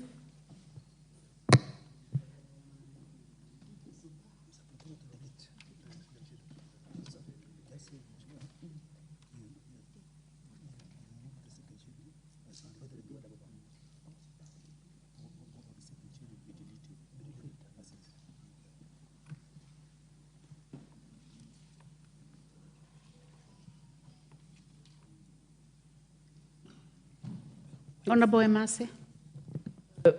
I move that the bill be amended by deleting the second schedule. Thank you, honorable members. I propose the question that the second schedule be amended as proposed by. Honorable members, I propose the question that the second schedule be deleted.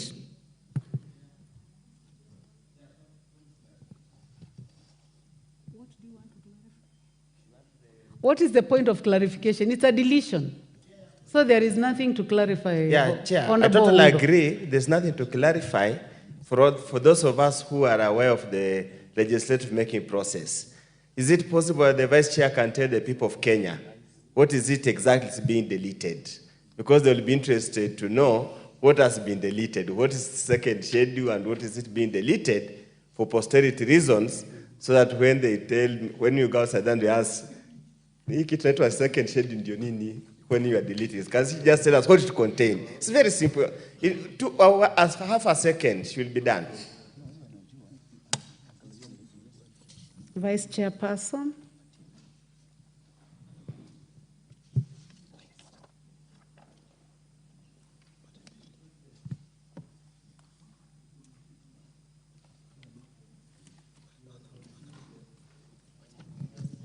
Thank you.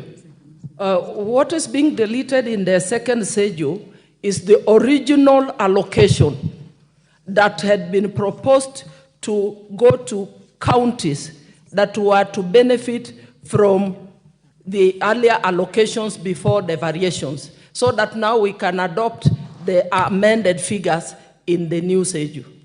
Thank you. Thank you. Honorable members, as you may be aware, this is as a result of the fact that the finance bill did not pass. So let us proceed. I now put the question that the second schedule be deleted. Will as many as of that opinion say aye? Will as many as of a contrary opinion say nay? The ayes have it.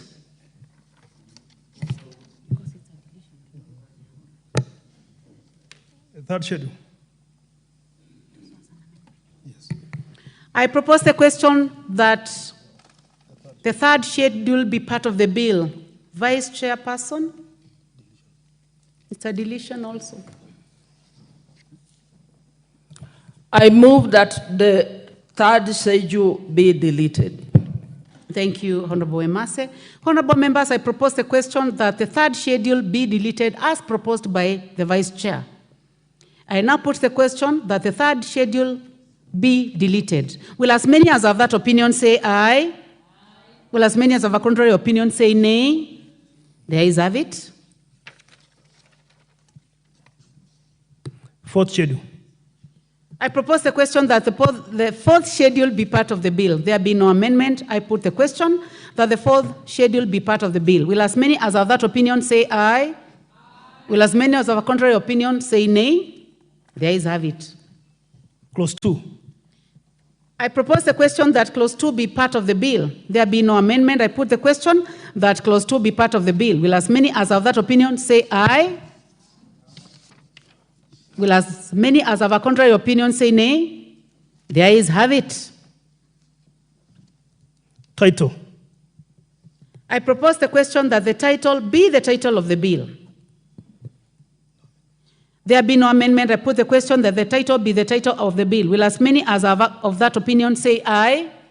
Will as many as of a contrary opinion say nay? The ayes have it. Clause 1. I propose the question that clause 1 be part of the bill. There be no amendment. I put the question that clause 1 be part of the bill. Will as many as of that opinion say aye? Will as many as of a contrary opinion say nay? The ayes have it. I'd like now to call upon the mover to move reporting. Honorable Mary Emase. Honorable Chairperson, I beg to move that the committee do report to the House its consideration of the county government's additional allocations bill, Senate Bill number 19 of 2024, and its approval thereof with amendments. Thank you, Vice Chairperson. Honorable members, I now put the question, which is that the committee do report to the House its consideration of the county government additional Allocation Bill, Senate Bill number 19 of 2024, and its approval with amendments. Will as many as of that opinion say aye? Will as many as of our contrary opinion say nay? The ayes have it. Honorable members, Mr. Speaker.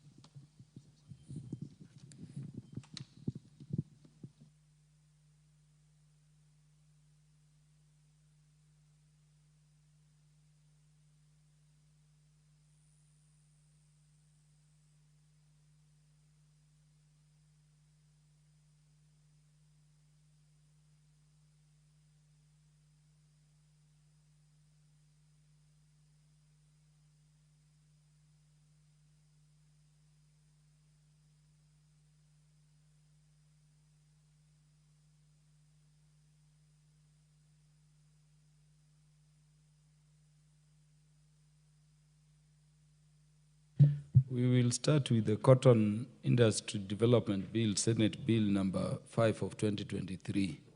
Chairperson. Thank you, Honorable Speaker. Honorable Speaker, I beg to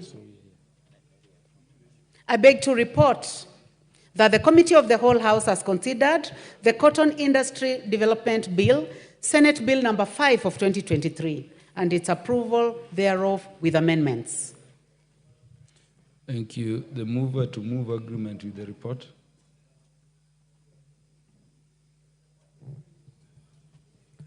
Honorable Speaker, I beg to move that the House do agree with the committee in the said report. I also request Honorable Dawood to second.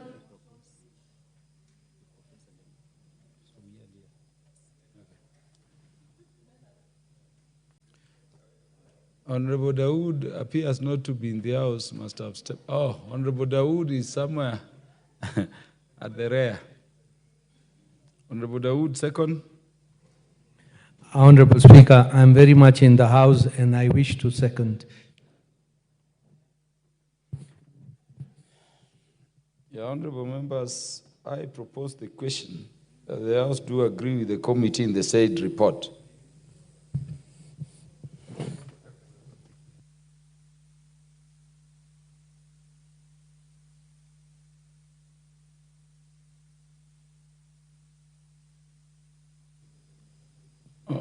Honorable Undo, you want to contribute?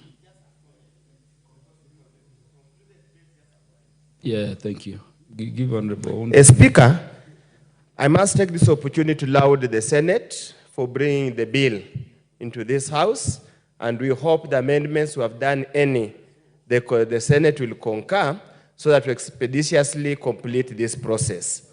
It has been a long period since the days of the Cotton Lint and Marketing Board, when cotton collapsed. We, the MPs from Busia, have done our very best to revive cotton growing.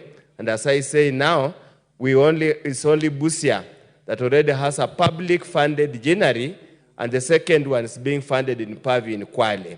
It's now time for the county government, together the national government, to invest heavily in cotton growing so that we can expand and make sure textile and apparel become one of the key earners of dollars and becomes a key export. As I conclude, Honorable Speaker, we really need to also look at how we manage the cotton cooperatives and the rest. That's a matter that we'll deal with as we prepare the National Cooperative Bill that will deal with quite a number of these issues. Finally, Honorable Speaker, those who are in charge of apparel and textile, we want to call upon them to expand their minds, to expand the level of thinking. Cotton is just only one of the raw material in the entire value chain of apparel and textile. We need to look for alternative sources of raw material so that our industry can become a composite industry to enable us deepen and ensure that we get more jobs created in that sector. With those few remarks, Chair, Honorable Speaker, thanks for my colleague Mary Amasa for adopting and moving it here. I can take you to Luanda Dinner and buy a cup of tea over the weekend. Thank you, Honorable Speaker. Thank you, the Honorable Wilberforce Oundo.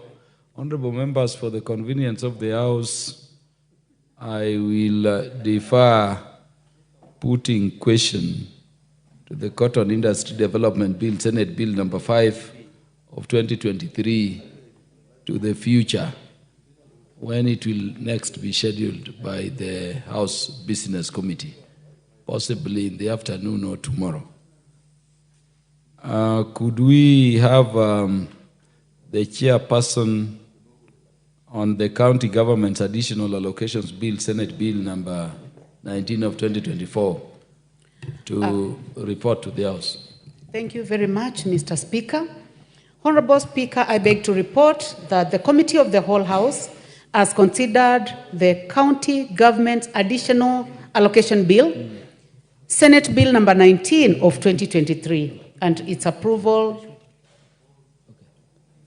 Honorable Speaker, I'll take this again. Honorable Speaker, I beg to report that the Committee of the Whole House has considered the County Government's Additional Allocation Bill, Senate Bill number 19 of 2024, and approved the same with amendments. Thank you, Honorable Speaker. Move to move agreement with the report.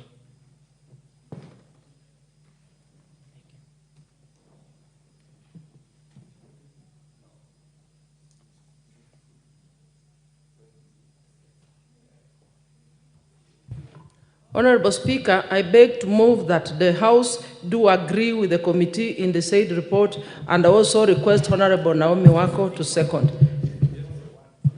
Deputy Majority Whip. Honorable Speaker, I second.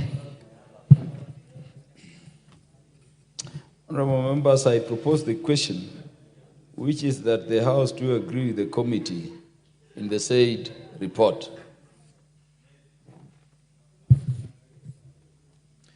Does the Honorable Elsie Mwanda want to speak to this? There are very many requests, are there, of members seeking to speak to this? Or to the next order, eh?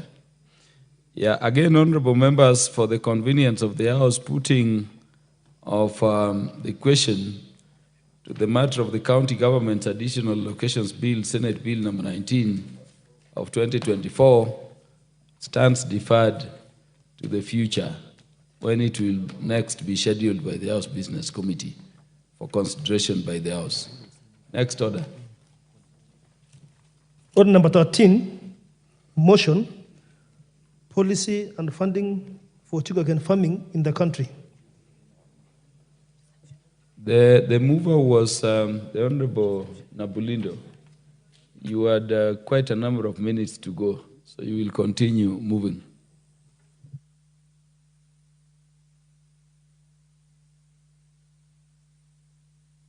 Give the Honorable Oscar Nabulindo the mic. Thank you, Mr. Speaker. As you have rightly put, last week on Wednesday, I was moving this motion, but time caught up with us, and you informed me that I have 25 minutes to move the motion. But I will not utilize the entire 25 minutes because my colleagues are here and they have expressed interest in the motion, so I'll give them a little bit more time. Mr. Speaker, as I was saying when I was moving this motion, the purpose of this motion is actually to make sure that the farmer is well taken care of so that he can be able to produce sugarcane the way it's supposed to be. As I was saying last time, there has been efforts to revive the sugarcane industry over a long period of time.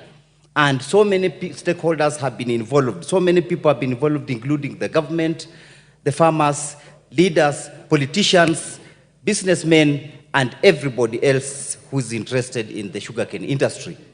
But the problem is we have always missed the point. We have always targeted the millers, and we have forgotten the farmer. And without the farmer being empowered, the sugarcane industry will always struggle to stand on its feet. Because the only engine that can drive the revival of the sugarcane industry is provision of adequate and quality raw materials. And that can only be provided by the farmers. Because the little land that was set aside as the nucleus estate cannot sustain the miller even for a week.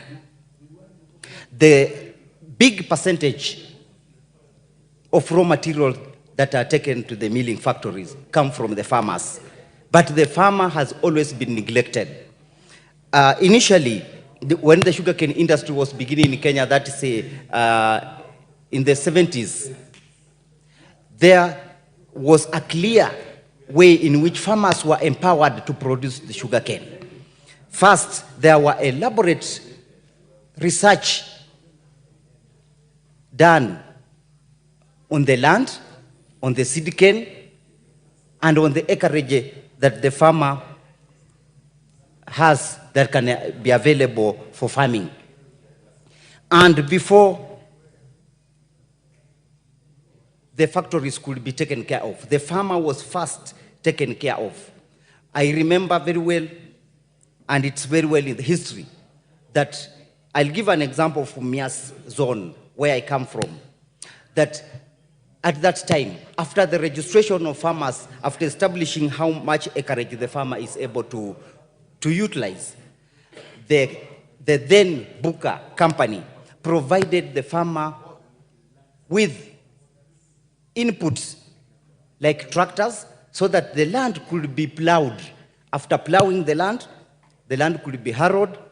Then the farmer will be provided with the quality seed cane. Then after provision of the quality seed cane, the farmer will be provided with fertilizer to do the planting of the seed cane. That enabled the farmer to start the process of sugarcane production. And that process did not stop there. After 6 to 8 months, the farmer was provided with fertilizer for top dressing. And there were extension services provided by the company or the miller at that time to educate the farmer on how to take care of his crop. Unfortunately, right now, such services are not there. The farmers have been left alone, and they are not able to know what to do. Because we have a new generation of farmers. They are not the old farmers that we used to know. So the new generation of farmers are not given any information on how to cultivate the sugarcane. Mr. Speaker, this lack of financial support to the farmer is the major reason why the sugarcane industry is not peaking at all. And therefore, this motion is intended to make sure that the government of Kenya and the investors who are investing in the milling factory of sugarcane, they put aside a special fund that will enable the farmer to get the necessary inputs to enable that farmer to produce the sugarcane that they so dearly want. Mr. Speaker, last week after I had started moving this motion, I received a lot of feedback, but 80% were positive feedback from the sugarcane farmers. But the 20% were questioning, why is it that every other time the leaders from Western Province are always talking about sugarcane farming? Why can't we do something else? That's what they told me. And my reply to that is that we cannot give up. We cannot do something else. Sugarcane farming is what we know. Sugarcane farming is what the people of Western, the people of Mumias, the people of Bungoma, the people of Kisumu, the people of Busia, and other areas know. This is what we know. And as the saying goes, Mr. Speaker, in our community, they say, if a child finds a mushroom in the field, that child will always go back to that spot in the hope that he will one day again pick a mushroom. The sugarcane industry was the backbone of the economy of the people of Western. This is our economy. We did everything from the sugarcane. And therefore, we have nostalgic memories. We have nostalgic memories about this. Most of us are here because of the sugarcane industry. I went to school because my grandfather and my father were able to pay my school fees through the sugarcane farming. But that is not possible right now because there is a big problem. Most farmers uprooted their cane. They uprooted their cane because there was no profit at all from the farming of sugarcane. And therefore, as leaders, we are always going to fight for the welfare of the farmer because we have established factories already there. So if someone suggests that we should stop sugarcane farming and do something else, what are we going to do with those factories that are already there? What are we going to do with them? Mumia's sugar is there. Nzoya's sugar. Nzoya sugar factory is there. Miwan is there. Son is there. So if we stop sugarcane farming, where do we take all this facility? What do we do with them? So we are going to look for ways and means to make sure that sugarcane farming is again profitable to those people who used to profit from it. Mr. Speaker, the collapse of the sugar industry in the Western region led to numerous problems that sometimes we can't speak about them. The families that depended on this activity dived directly into abject poverty, and they have never been able to rise from it.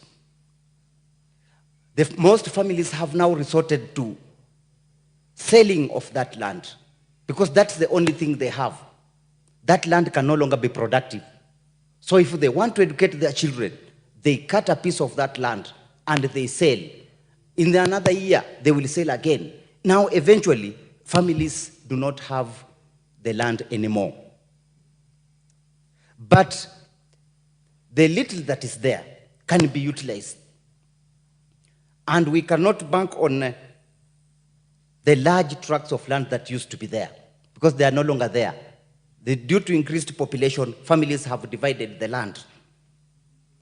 Therefore, the government needs to put elaborate frameworks in place to make sure that we have enough land for sugarcane production.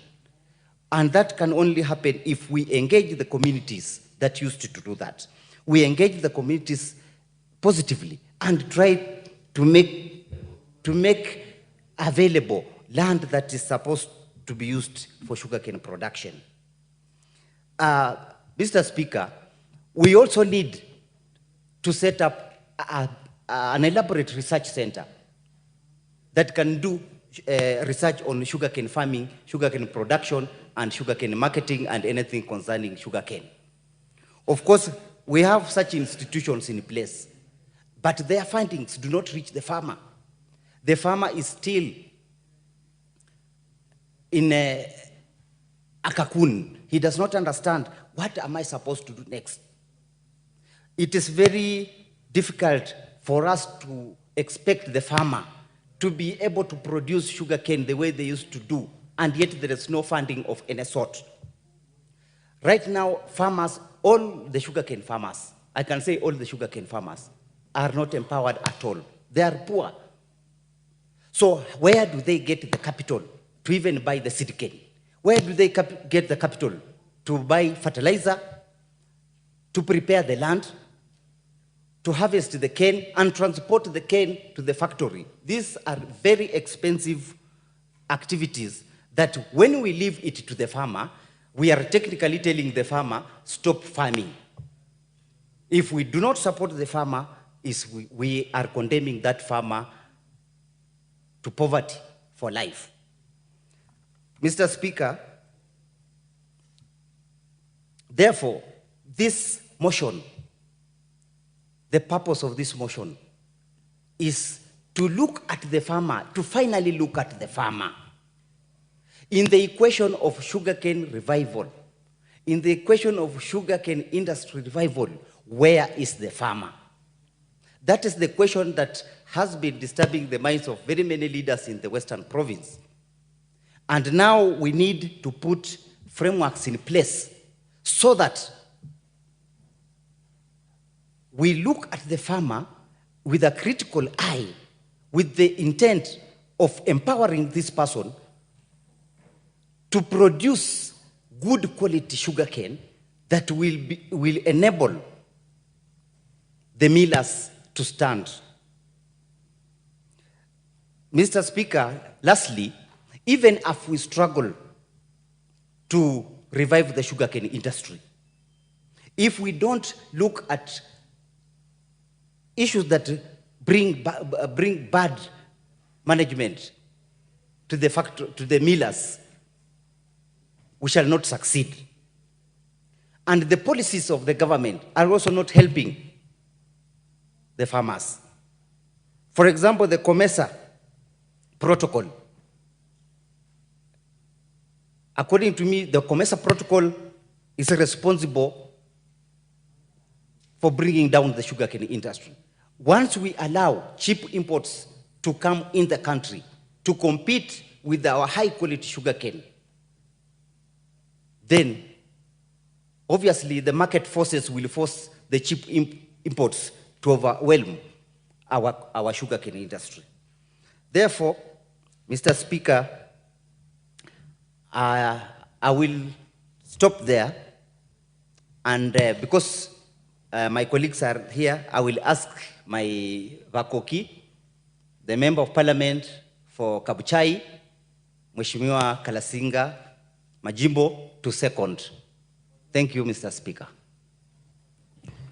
Majimbo Kalasinga, second.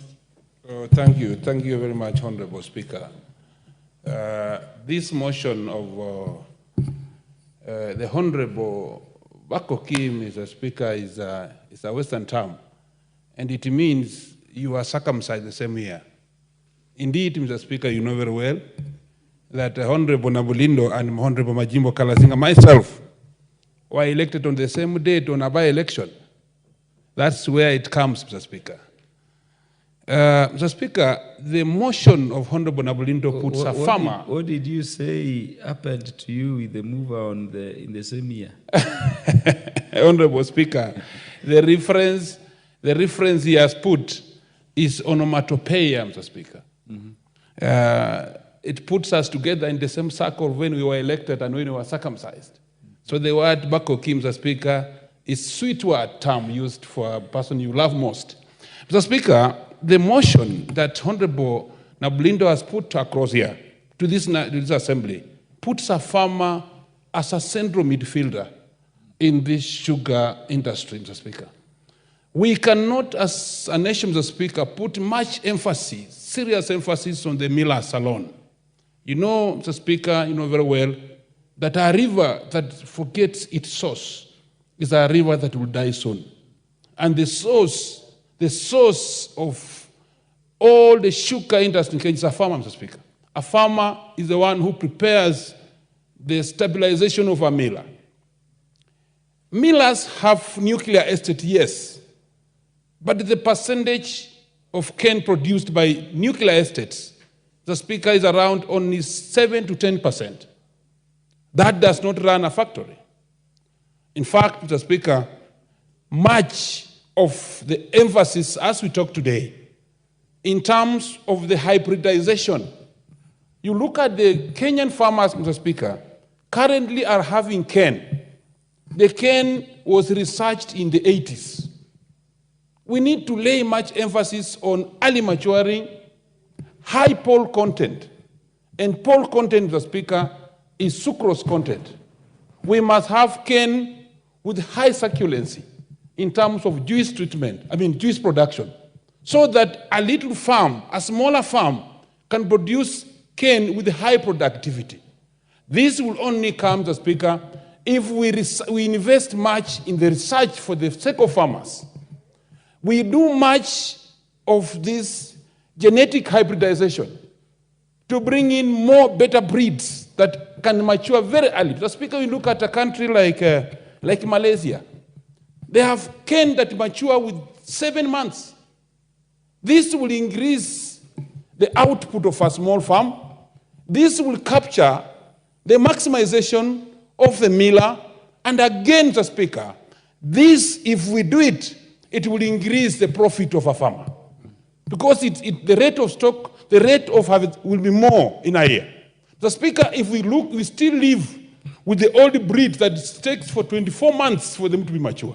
We are frustrating a farmer with this small. And you know, Mr. Speaker, people of Western, and I know you happen to come from the Assembly, Mr. Speaker, we have the best fertility in terms of production. Mr. Speaker, we are producing every day, population is increasing, and therefore the land is reducing. So we need to see how do we maximize the little farm that we have and produce more. So Speaker, also, if this motion go, and I want to thank the Honorable Nabulu, Mr. Speaker, because tillage of a farm, when we were growing up, Mr. Speaker, you could not plant cane if you have not plowed twice, first and second. And now, Mr. Speaker, the planting process, because it's left to a farmer alone, with less money, less support, Mr. Speaker, the planting is not as scientific as so required. Mr. Speaker, we have something called seed treatment. Cane seed treatment, Mr. Speaker, first, there are chemicals that must be used before you plant cane.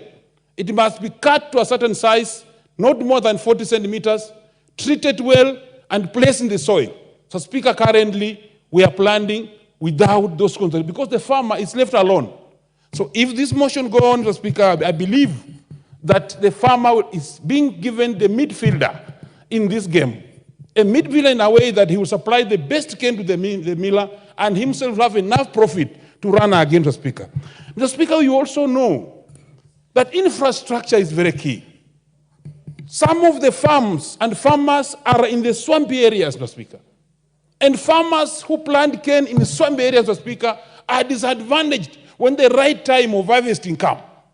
For example, if you are planting a cane in a swamp area and harvesting takes 18 months and you arrive at 18 months when it's rainy, so Speaker, those cane will not be harvested until the dry spell, so that they'll come and now pull out cane because let us have a better infrastructure even in the swamp areas so that it becomes very easy. And when the right time comes, maturity comes, Mr. Speaker, these farmers get it. Mr. Speaker, it is giving us nightmares, people who come from this region where we plant cane. It's funny that you are realizing at the moment, instead of even millers upping the game in terms of price of cane farmers, they are reducing the prices. Mr. Speaker, we're not going to agree on this. We can't agree. When the price of fertilizer is skyrocketing, when the fuel is increasing because tillage of land is done by tractors, Mr. Speaker, you get a miller reducing the price. That is not going, we are not going to think about that. If we do like this, Mr. Speaker, then a farmer will be frustrated, he will run out of play, and then we shall import sugar that come in this country, and that sugar that come in, Mr. Speaker, we are not sure of its safety. Because sugar in Kenya, Mr. Speaker, produced by us, go through a law called GRAS, Mr. Speaker. GRAS is G-R-A-S, generally regarded as safe in terms of quality because we know our millers, Mr. Speaker. But sugar that will come in this country from other countries, Mr. Speaker, we cannot assure our Kenyans about cancer-causing issues. So, Mr. Speaker, to be honest, let us support a farmer. And Honorable Nablindo, you've done the best to come with this motion. And, Mr. Speaker, without much ado, because we are friends who should also debate in this, I, as a member of parliament for Kabuchai, a region that is rich in sugarcane plantation, Mr. Speaker, I therefore, Mr. Speaker, with due respect and honor, I second this motion. Thank you, Mr. Speaker. Thank you. I'm on my feet. Who is that member walking all over behind? The speaker is on his feet. May the members who are standing take their seats because this is a bit long.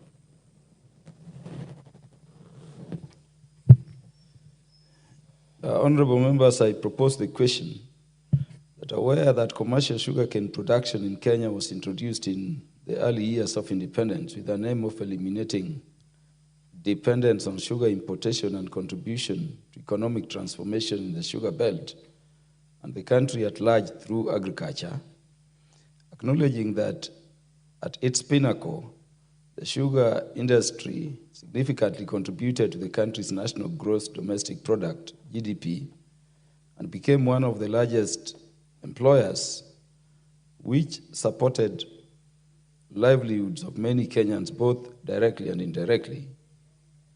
Concerned that over the last 25 years, sugarcane farming, particularly in Western Kenya, has been declining significantly, thereby dipping sugar production from over 600,000 metric tons per year in the 90s to less than 300,000 metric tons in recent years. Noting that the decline in sugar farming has forced local millers, Honorable Wanjala, may the members who are standing have their seats. This is very long. Or just freeze for the standing orders. Honorable Jared Okello, take your seat. Yeah, noting that the decline in sugarcane farming has forced local millers to operate far below their milling capacities and pushed the country to over-rely on net importation of sugar, which negatively impacts on the balance of trade. Noting that the decline in sugar production is attributable to factors such as mismanagement, interference, and unfair competition from cheap imported sugar. Further concerned that state-owned sugar millers like Mumia Sugar Company and Zoya Sugar Company ceased milling while owing farmers hundreds of millions of shillings. Appreciating the government has been putting in place strategies, policies, and regulations to define roles of millers and major players and stakeholders in the sugar industry in a bid to revamp the sector. Concerned that the acute shortage of sugar resulting from mass abandonment of sugarcane farming continues to roll back initiatives for reviving sugar milling, recognizing that further investment in revamping sugar companies before reviving sugar farming would occasion loss of the invested public funds instead of yielding success. Now, therefore, this House resolves that the national government, through the Ministry of Agriculture and Livestock Development, reviews the sugar development policies to provide that every investor miller sets aside definite funds for development of sugarcane farming, incentivizes farmers to embrace sugarcane growing and to enhance sugarcane production in each of the respective zones.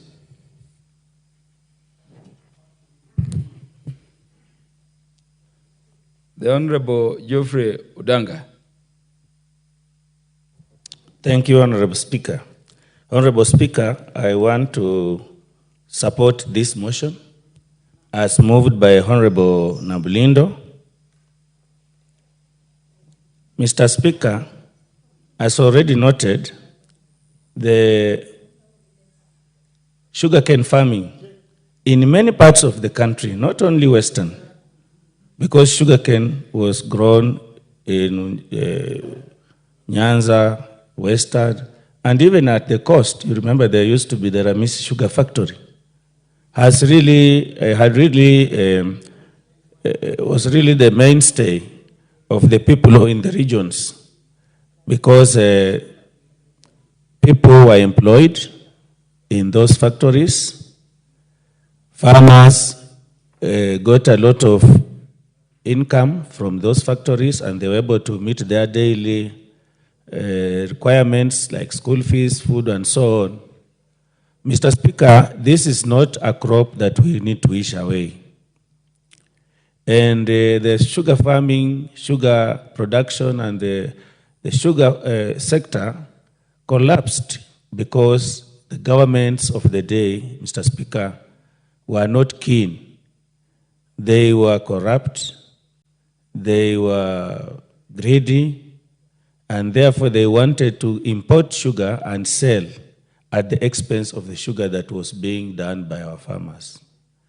Honorable Speaker, the motion is about policy. It's about policy. The unfortunate thing is that in this country, and this has been said here very many times, is that we develop very good policies, but at the end of the day, these policies just end on gathering dust on the shelves. And from last week, I have noted that there are many, many motions in this House which were discussing policy, policy, policy. I think we need to shift and make these policies work, Mr. Speaker. Mr. Speaker, there is a bill before this House, the Cotton Bill, and this bill addresses quite a number of issues that will help the farmers. So Honorable Nabulindo is saying that we need to develop a policy for sugarcane development. Of course, there is an agriculture policy, Honorable Speaker, but I think it could be very, very critical that we develop a sugarcane development policy separately so that we are able to address and help both farmers and millers.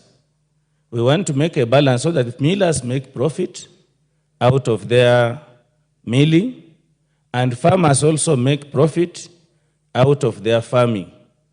Mr. Speaker, quite a number of the farmers put a lot of their farms under this crop. So meaning they are even left with very little for food production. The reason why a policy needs to be developed to ensure that the farmers reap the maximum so that they are able even to meet their food requirements. And one of them, Mr. Speaker, is taking up of the new varieties of sugarcane. There are several new varieties, Honorable Speaker. Last week I was talking to Dr. Omondi, the head of Calro Kisumu, and he was telling me that actually sugarcane can be grown in many, many parts of this country. If research is done, there are various and different types of or varieties of sugarcane that can be grown in different parts of the country.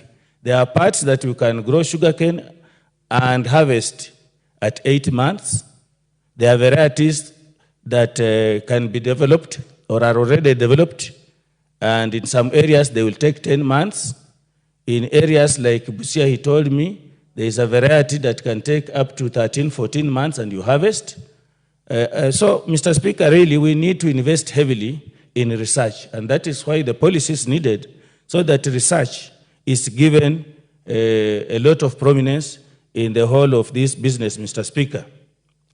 Mr. Speaker, there is need to, and this is addressed already in the bill before the House, to ensure that imports are limited. Imports of sugarcane and even sugar itself, there are two things here, needs to be limited to the deficits.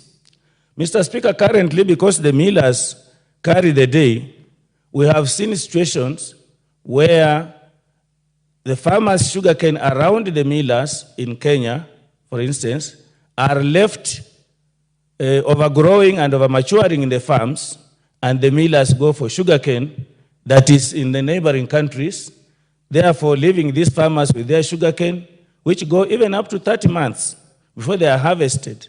And it becomes a big, big problem, Mr. Speaker. The same to imports.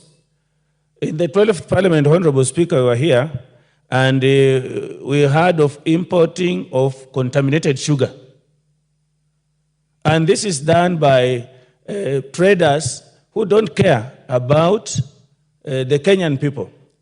So all sugar cane and sugar that is imported, we need to have a policy, and this is in that bill, to ensure that we only import in when we have a deficit, and that deficit has to be determined, Honorable Speaker, before any imports are done.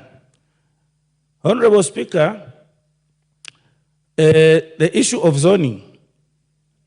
In one of my master's degrees, Honorable Speaker, I researched about sugarcane farming and management in Nzoia and Mumias.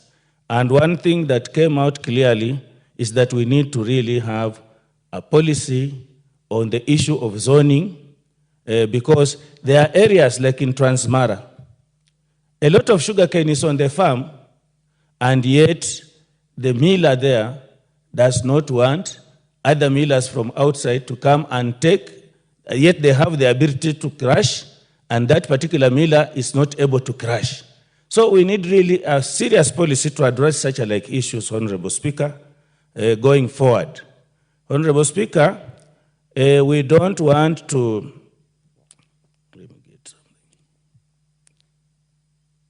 yes, sensitization.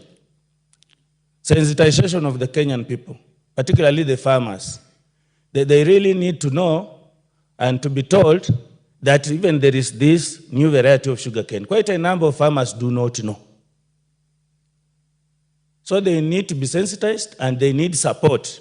To get this support, a policy needs to be developed so that we have the millers, like in the earlier times, for those farmers who were not able to raise funds to be able to finance their farming, the miller would come in and provide support, which amount of money would be deducted when the harvest is done. So, Honorable Speaker, a lot needs to be done, like in the area of research. At the moment, all research institutions were lumped together. And I think this is a heavy task for Calro alone. We need to have a sugarcane research foundation or something like that, coffee research, all of them like it was in the year before, so that seriousness is put into research. And also we budget for it, Honorable Speaker, in this House, so that we fund enough. If we don't do that, Honorable Speaker, we are leaving this House to the dogs. With those remarks, Honorable Speaker, I support. The Honorable Wilberforce Oundo, MP for Funyula.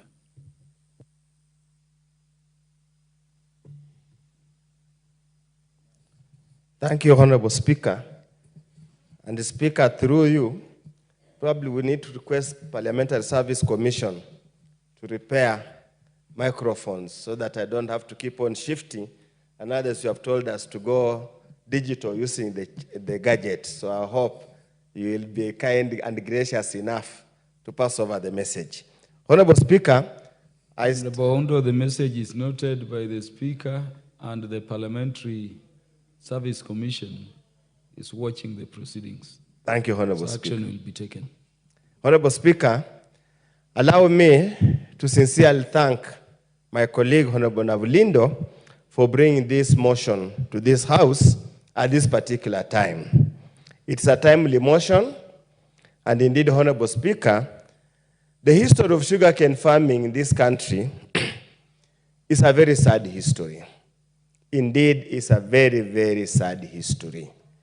That a country of the stature of Kenya should never have allowed it to happen.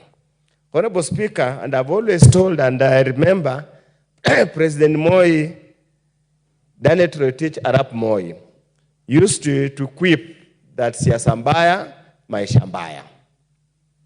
The politics of sugar cane, sugar merchants, sugar trade have crippled sugarcane farming in this country.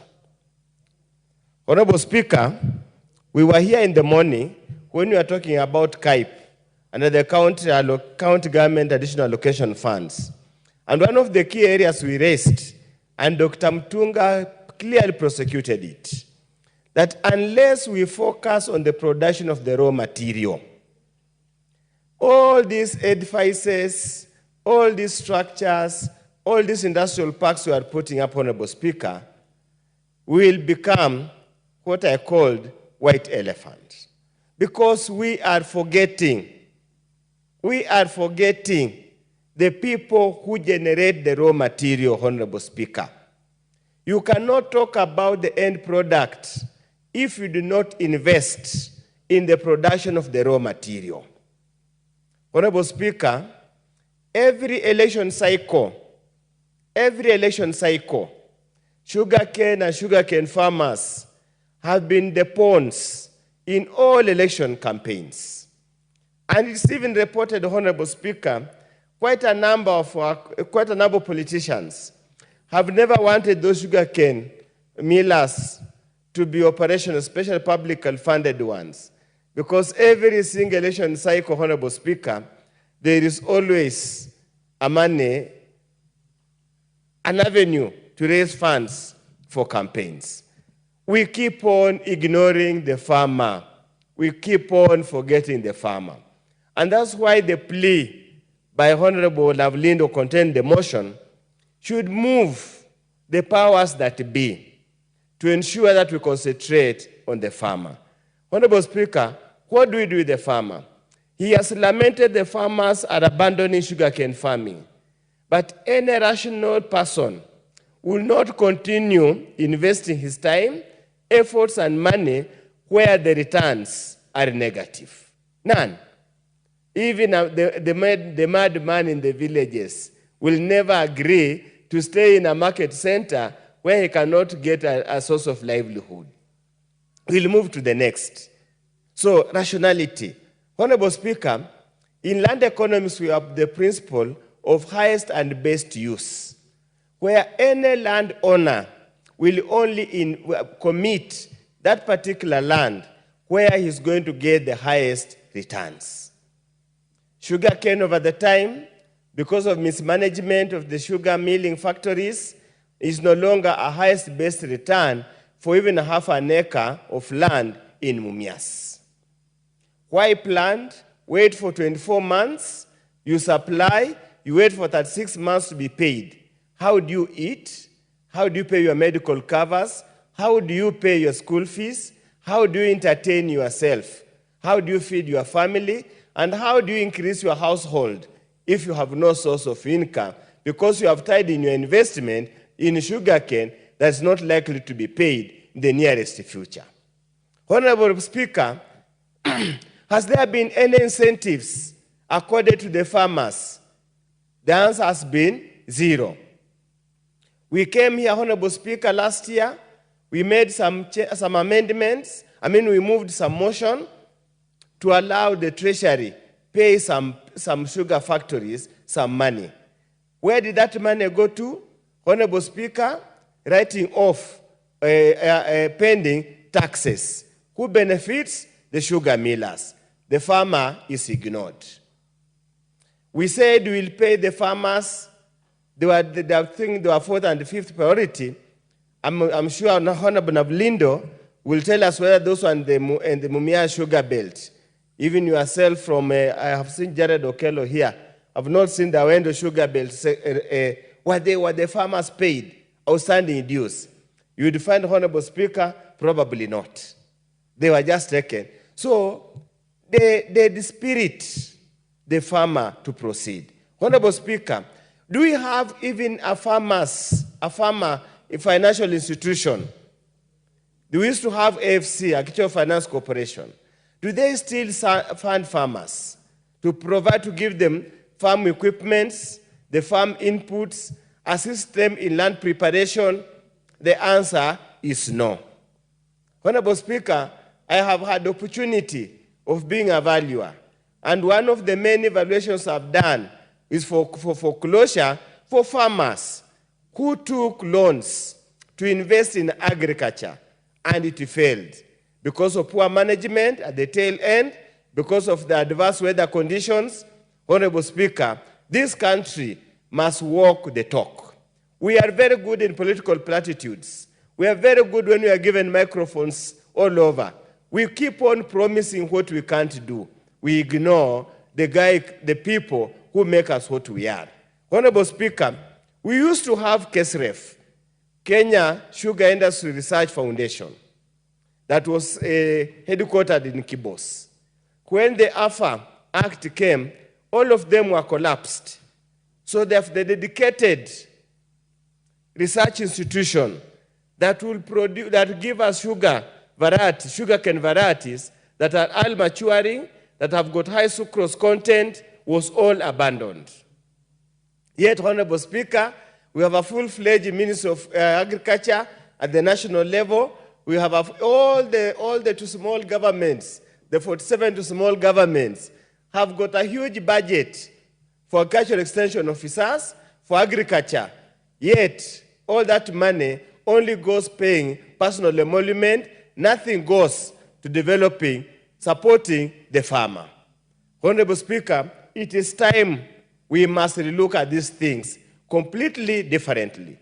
And I hope our experts from ODM who have gone to assist, when they were unable to work, will at least inject some vibrance and some new approach. And Honorable Speaker, we want to ask the appointed powers that be, the docket of agriculture should be given to those people who understand these things, Honorable Speaker. It's the sugarcane sector to expand. We just hope now the bill, the sugar development bill that we have passed, and I want to implore upon Senate that we have made amendments here, we'll have to go for mediation. I want to implore upon Senate that they need to go beyond pettiness and allow us to process this sugar bill into an act of parliament as soon as practically possible. We have spoken about sugarcane farming. The governors in the sugar belt areas have had endless conferences in high-cost hotels, ignoring the farmer who suffers the most.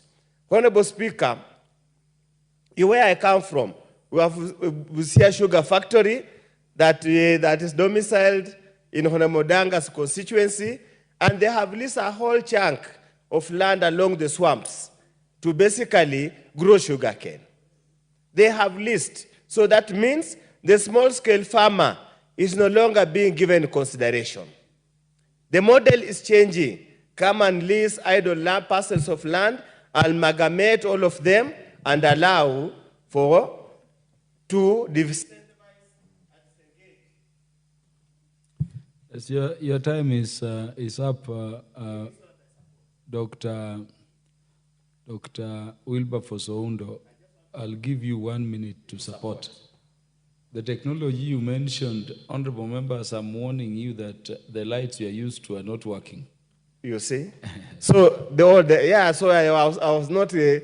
was not alerted. So in that score, Honorable Speaker, I support, and I would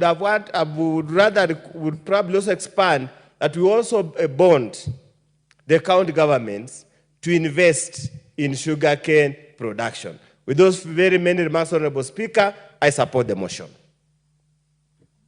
Yes, we will have Honorable Abdul Rahim Dawood to be followed by Honorable Adan Kainan because of rank. Thank you, Mr. Speaker. Mr. Speaker, I want to first congratulate Honorable Nabulindo on bringing this motion. Not that I have sugarcane farming in my constituency or my county, but as Honorable Odanga has just mentioned, there are varieties which can be done in any part of the country. Mr. Speaker, there is a fallacy that sugarcane, we were amongst the top producers of sugarcane, but the top producers of sugarcane is Brazil at 38%, India at 22 or 23%, and then we come down. But Mr. Speaker, we started sugarcane farming in 1922 when Kibos and Miwani sugar was established by the government, and that was so early in 1922, Miwani and Kibos. Thereafter, the government established Chemelil Sugar, 1968, Mumias, 1973, South Nyanza, 1979, Mohoroni 1966, Nzoia 1978, Kibos 207, Transmara 2011, Sukari 2012, and others which have come on board. But Mr. Speaker, the issue is not on the factories which are there. The issue is regarding the farmers, because farmers can produce. At the moment, the average is 74 tons per hectare. That is the average. But some places you can even get up to 200 tons for an hectare. And the cost per acre for producing sugarcane is between about 210,000 shillings to 280,000. Profits would be about 70 to 130,000. And Mr. Speaker, when the mover, together with my other colleagues who have talked about it, it takes about a year or more to harvest the cane. And I wonder if it is 70,000 or 100,000, which the farmer is expecting after a year of hard work, what is left? What is he left with all year round? And even if that money does not come in, where does he stand? He becomes destitute, he or she becomes destitute, our farmer. So we need to put in place better measures of how the farmer is going to be paid. Last year, Honorable Wangwe, Emmanuel Wangwe, he brought a bill, Sugar Development Bill, the one Honorable Oundo has talked about, and it was very progressive. But unfortunately, it has still not been put into place, and I hope once it puts into place, our sugarcane farmers can get what they deserve. We need to do away with the sugar barons, because what is happening is, I think it is the sugar barons which really affect us. They would not want our sugarcane farmers to go up, the factories to work. We have, when I was in the Committee of Finance, I remember bailing out Mumias twice or thrice, 500 million to go and pay off the farmers. But unfortunately, that money has never gotten to the farmers. So what happens is the people lose faith. The other day, I was reading in the press that the farmers are complaining the price of cane has gone down. So once the price of cane goes down, how do you expect that farmer to now go and plant again sugarcane? Mr. Speaker, the same thing happened to us in the mountain region where we had coffee. In the 70s and 80s, our coffee was black gold. And what happened was our prices went down. It was broken up. So our farmers lost, and we have never recovered. We have never recovered the coffee boom of the 70s and 80s. And I think there is somebody somewhere who is messing up. Mr. Speaker, governors, if it is the governors now, because it is devolved agriculture, we need to put the governors on the block so that we know what they are doing about the sugarcane farming and all the other agriculture products. Because if we do not take hold of it, we will become a dependent country on sugarcane, whereas we can produce sugarcane. Mr. Speaker, we should, the sugarcane which we import, the Ministry of Agriculture should limit, do quotas so that we do not get imported sugar, so we produce our own sugar. Because at the end of the day, what will happen is we will kill our sugar industry, and sugar is not just in Western Kenya, it's even in Nyanza. South Nyanza has got sugar, Coast has got sugar. And I encourage our mountain farmers as well to look at ways how we can even grow sugar, because sugar, if one day the Western and Nyanza regions refuse to give us sugar, I don't know where we will go for sugar. So, Mr. Speaker, I want to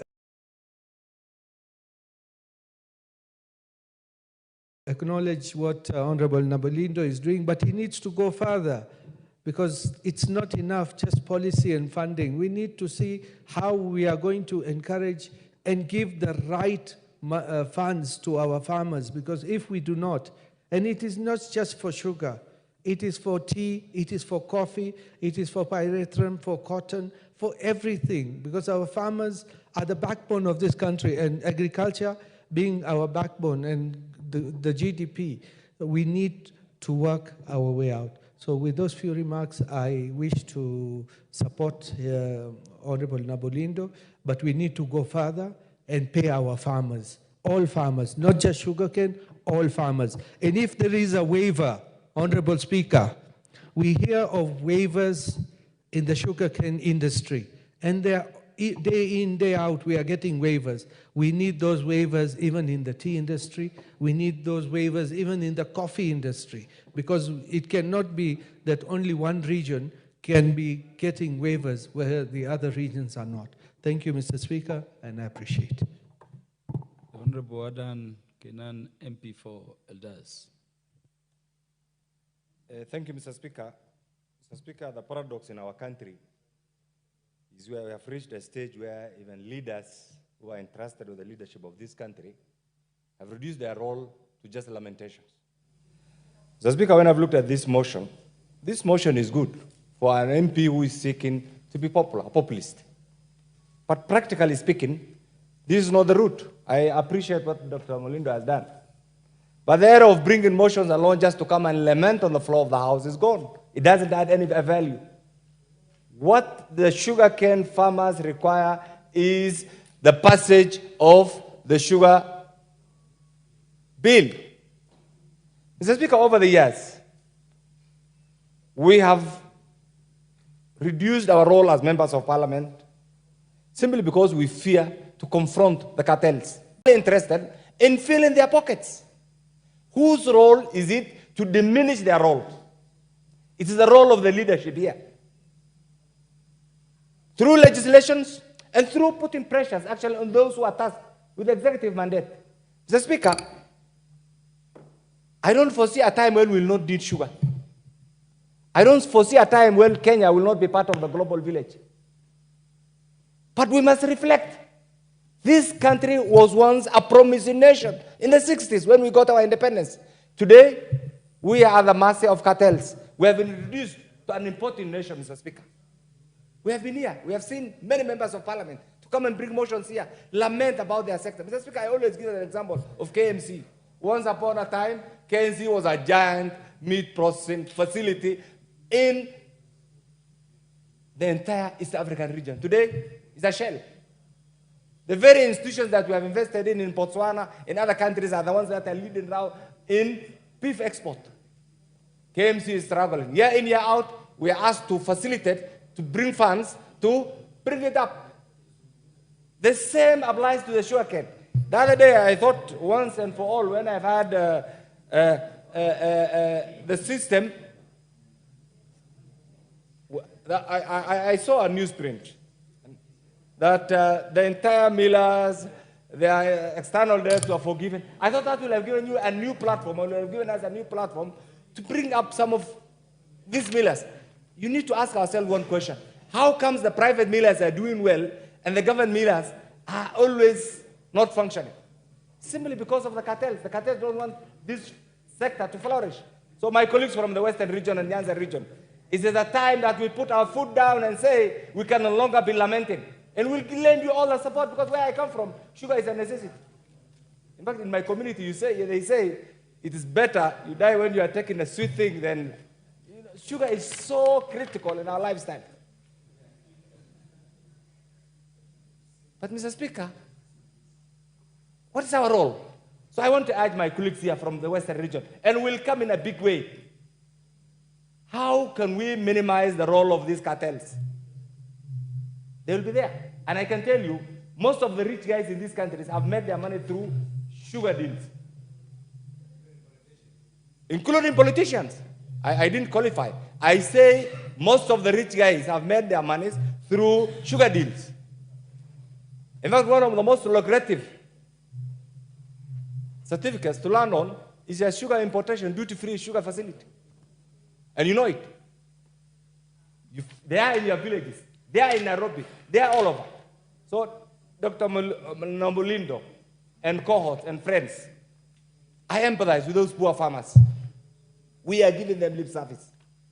What they require is not lip service. What they require are practical solutions tailor-made to uplift them from abject poverty. And that is not a mean achievement. Mr. Speaker, over the years, Kenya is a member of COMESA, and I've had the privilege of visiting Zambia, which is the headquarters of COMESA.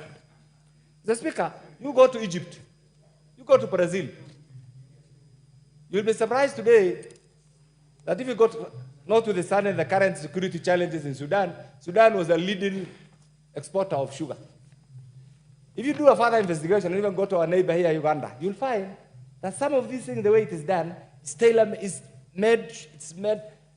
done in such a way that countries that have promising sugar farmers don't reach that level of reducing their sugar import. So, Mr. Speaker, instead of asking for somebody from Western region to be the CS Agriculture, there have been many. Get the list. Since independence, there have been many members, many senior individuals from Western region who have been ministers for agriculture. That has not added any value. It's just an individual gain. So, Mr. Speaker, my contribution on this particular sector is, can we find a solution? First of all, we pass that bill. I know sometimes there is a bit of jurisdictional conflict between the Senate and the National Assembly. But when an issue touches on the lives of the people of Kenya, then politics aside, we do not have any jurisdictional conflict with the Senate. Their work is to legislate, our work is to legislate. If anything, we should be complementary. So we need to pass that bill as a matter of urgency. If there are administrative issues between the two houses, it will be sorted out as a matter of urgency. Once that bill is passed, and I'm sure His Excellency will assent to it, then we need to go back to the drawing board and say, how can we bring back to the fold giant sugar milling institutions like Mumias? Once that is done, the role of the sugar canepreneur or the sugarpreneur will have been reduced. Mr. Speaker, over the years, we have also known, you are a lawyer, we have over-legislated. We do not even need some of these legislations. We only need a proper policy pronouncement. At the level of the CS, at the level of those who are in charge of this particular sector. Once that is done, we'll save our farmers. Sometimes, Mr. Speaker, where I come from, I'm a camel herder. The only source of import where I can take my camels is either through Djibouti or through Ethiopia or through Somalia. What has happened to the camel market here? It's simply because particular cartels don't want it to flourish. Just like they killed KMC, just like they killed Mumia Sugar, just like they do not want any sector to, because that's their business. But is that our business as elected representative of the people of Kenya? Our business is to represent our people in every aspect. We have failed miserably also as members of parliament. It's the high time that we interrogate, instead of just being used as a conveyor belt, as a speaker. We passed many things. Conveyor belt, we have passed. Then what is the end result? This country was once a promising nation that was almost on the edge of joining the League of Developing Nations, Mr. Speaker. Today, we have been reduced to a struggling nation. The only news that comes out of this country is bad news. Is that in our interest? During our time, when we are the leaders who have been entrusted with the leadership of this country, pursuant to Article 1 of the Constitution? Mr. Speaker, it is the high time that even we members of parliament here, we need to go back to the drawing board. Every sector in this country is failing. Whose responsibility is it? It's our responsibility, because to be an elected member of parliament representative is the most sought after job in this country. And by extension, it's the most lucrative. So it's the high time that we put aside our privileges and say, whatever we have been doing has not been adding value to the well-being of the people of Kenya. And we want to start with the sugar cartels. I want to volunteer and join you in reducing their influence, in eradicating their presence, and making sure that the sugarcane farmers are freed from these cartels. But show us the way. Show us the way. For us, we are still struggling. In my conscience, I'm still struggling to have the first kilometer of tarmac road. 60 years after independence. And sometimes when you see certain things that we call them affirmative action, you just need to empathize with us. That's why sometimes I say, and we have been around with you, we got our independence in August 2010 when people promulgated this August 2010 Constitution. That's the time when we got our independence. And I'm not joking. It's the truth. So I want to ask my friend here, the mover of this motion. We have heard you. The message is clear. It is loud. This message has been there since independence. This is not what we require. Can we canvass, can we cajole our friends in the Senate to have that bill, deal with the issues, pass that bill, and we confront these guys? But I thank you for the initiative, and I'm sure your farmers there and your constituents there will have heard you. We need to create, Mr. Speaker, this is my party shot. One of the roles, it's not the role, but one of the things that politicians actually aspire to have is to have to create followers, just like the Honorable Vinga. You know what many people don't know is the Honorable Vinga has followers. Most of us have supporters. Mr. Speaker, if really we want to succeed in this, You have not more than 45 seconds. Thank you, Mr. Speaker. I want to appeal to my friend from the sugarcane belt farmers that if you want to have followers like the Honorable Odinga, can you today resolve that we'll deal with cartel so that you can stay in Parliament so that your people can also appreciate your contribution? I support. The Honorable Jared Okello. I thank you very much, Honorable Speaker. Honorable Kenan Adan, you got 45 minutes addition because of that name you mentioned. It comes with an incentive. Honorable Speaker, besides coming from the Sugar Belt, I also belong to the Agriculture Committee. And the challenges that abound within the sugar sector cannot properly be gainsaid. It is important to note, Honorable Speaker, that during the last regime, a task force was formed by the former President Uhuru Kenyatta, which was co-chaired by Honorable Ambetsa Oparanya and the then Cabinet Secretary in charge of Agriculture, Honorable Peter Munya. In the task force was the Kisumu Governor, Professor Peter Nyang' Nyong'o, amongst a host of many others. And Honorable Speaker, the main idea was to carry out an introspection around the challenges within the sugar sector. Honorable Speaker, one of the fruits that have since been borne by the task force is the sugar bill, which has passed both this House and the Senate. And at the moment, Honorable Speaker, the mediation team is yet to be formed to thrash out the discordance that emerged from the process. And Honorable Speaker, it is true that the sugar sector, even though a white gold, has continued to go through headwinds. Honorable Speaker, it is disturbing that whereas the government-owned sugar companies are experiencing lots of problems, there continues to be mushrooming private sugar mills, Honorable Speaker. And interestingly, those private sugar companies are performing very well, while the government-owned sugar companies perform dismally. So there must be a problem with the management.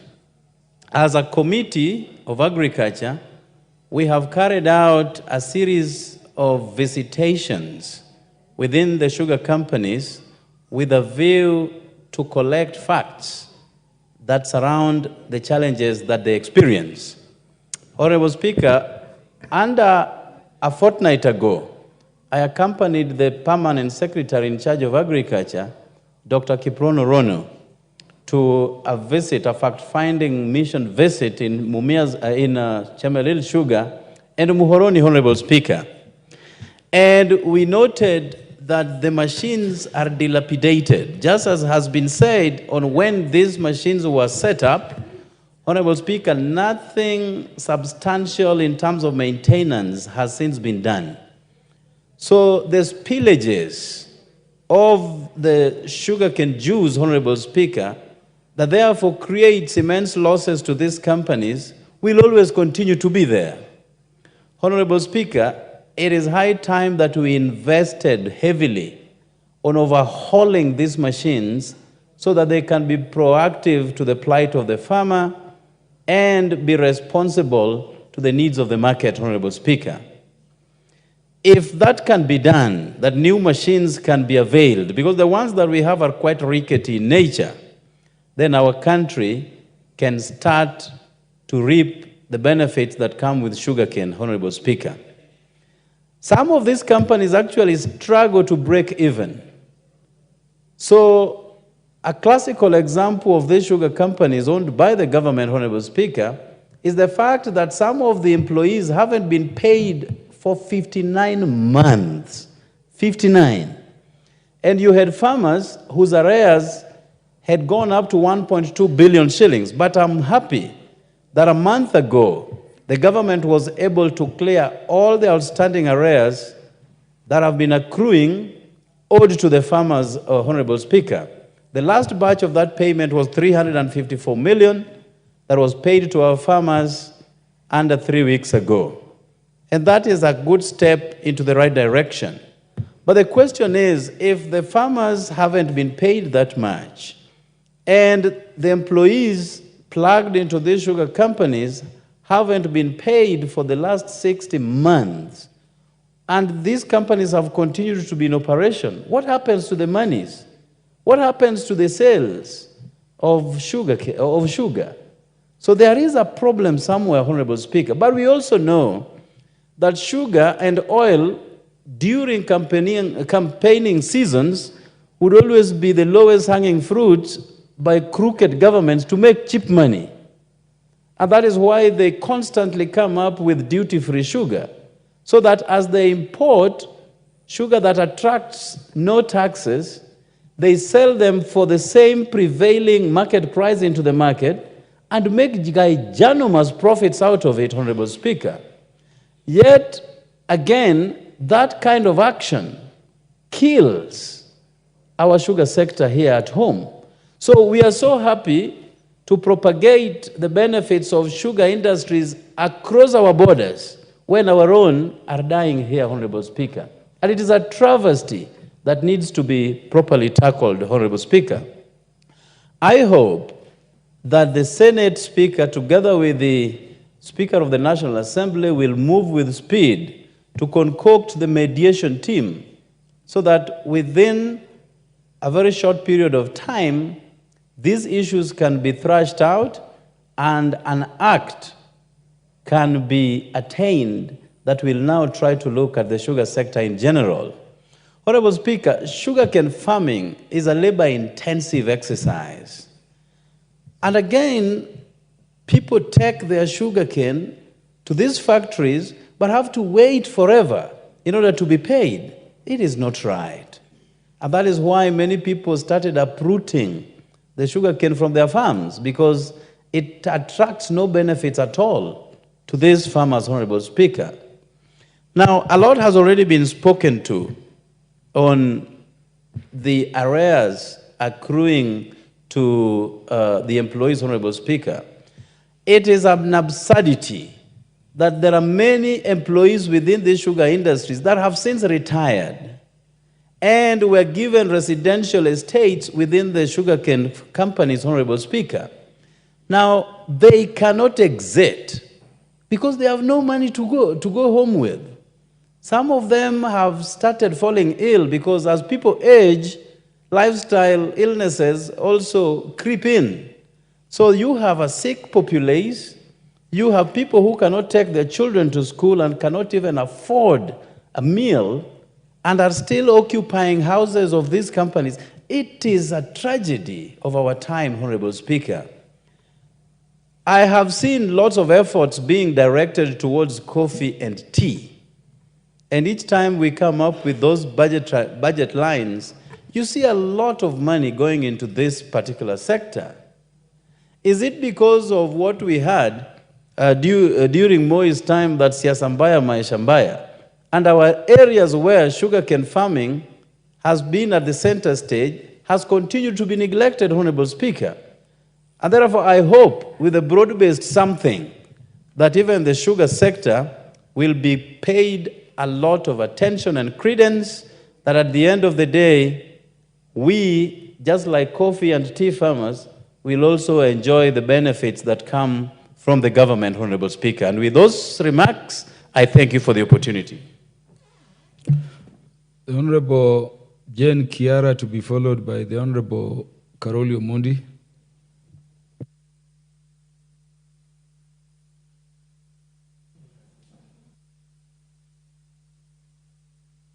Why do some members believe the Honorable Jane Kiara can only talk about coffee, tea, and fish from Lake Naivasha?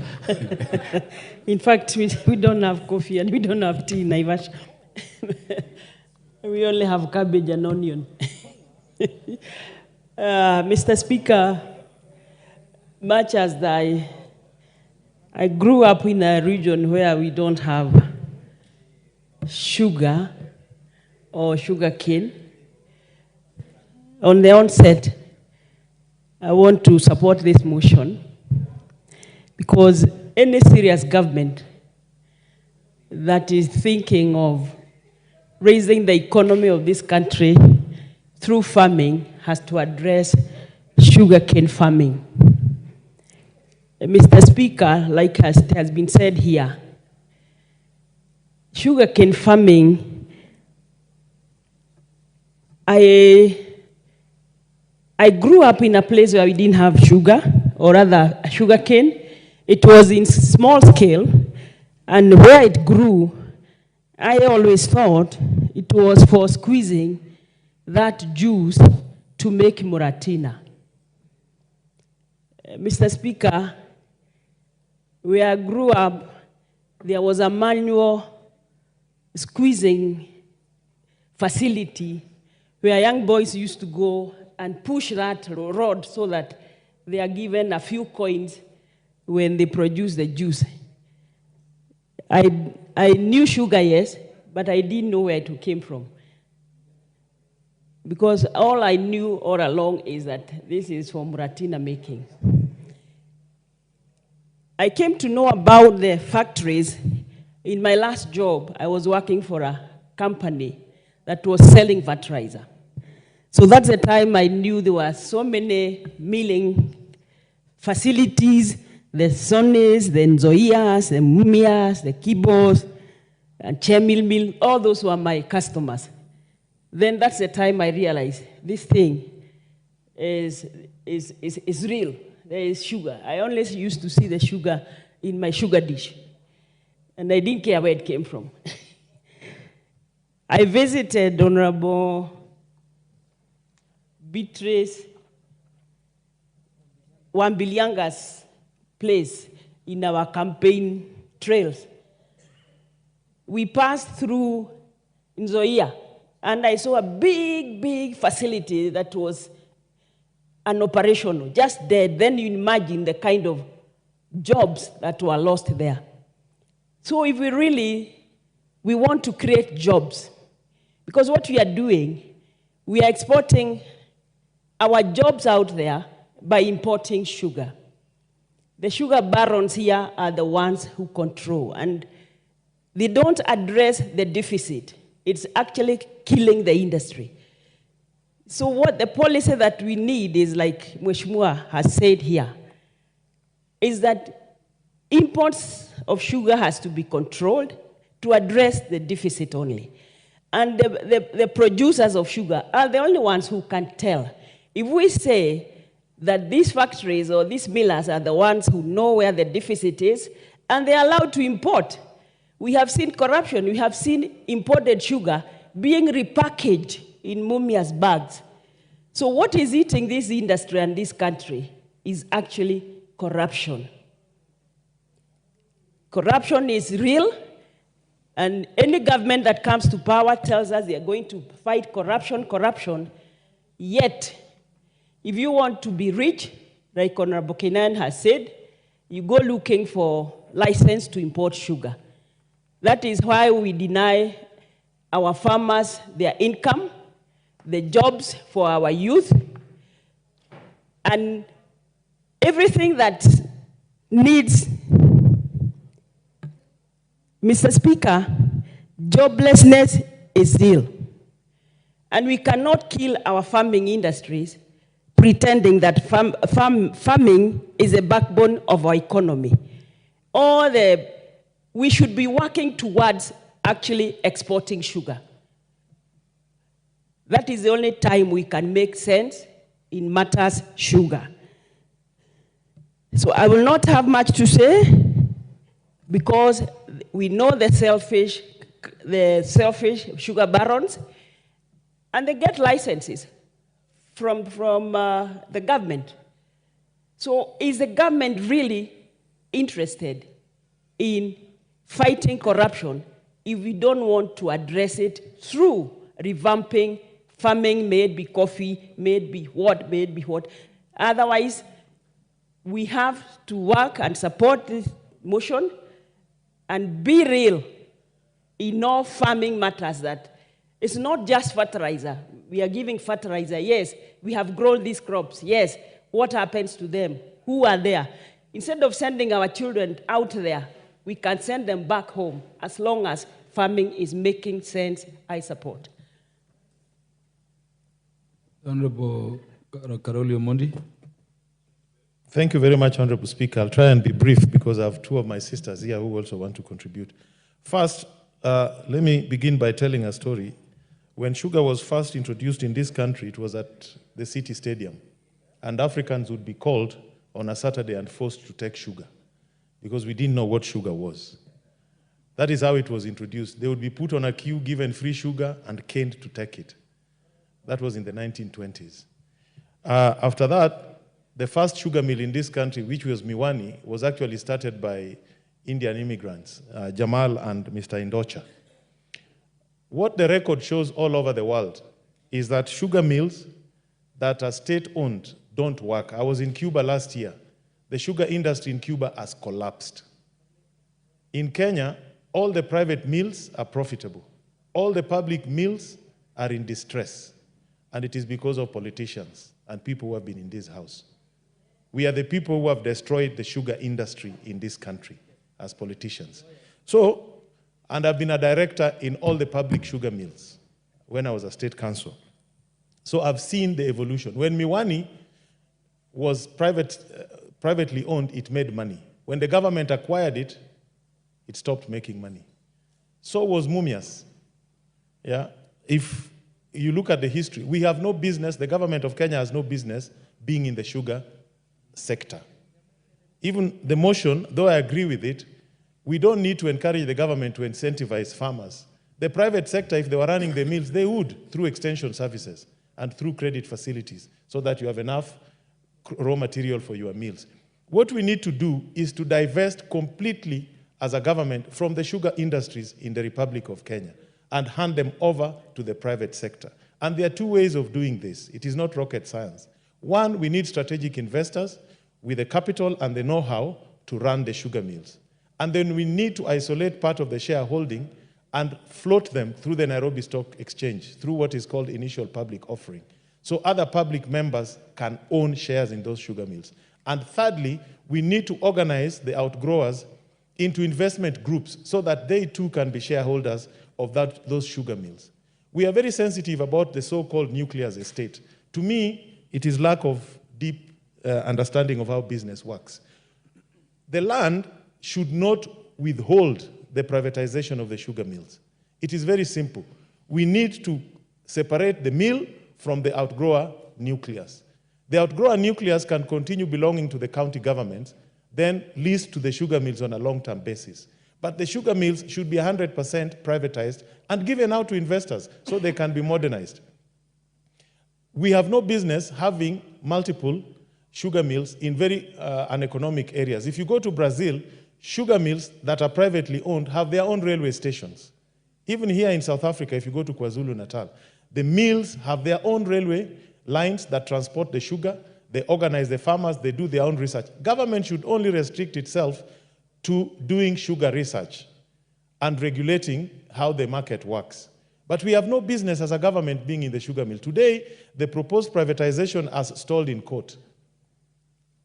Why? Because of politicians. Some politicians have organized themselves from Western Kenya, incited some farmers, and gone to court to stop the privatization so that they can continue stealing. There was a time we went to Nzoia Sugar. We gave 150 tractors with the former Prime Minister to outgrowers of Nzoia.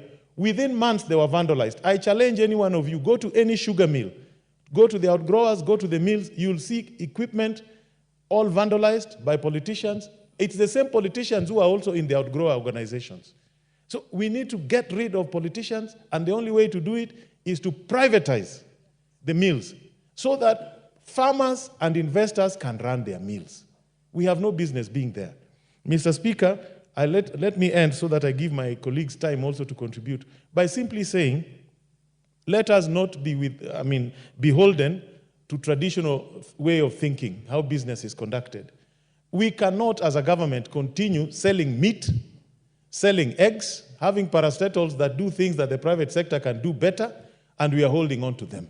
It is time to let the sugar industry go to the private hands. It will make profit, but not to the current millers. When we are privatizing Miwani, Chemelil, we cannot allow Kibos Sugar to own them.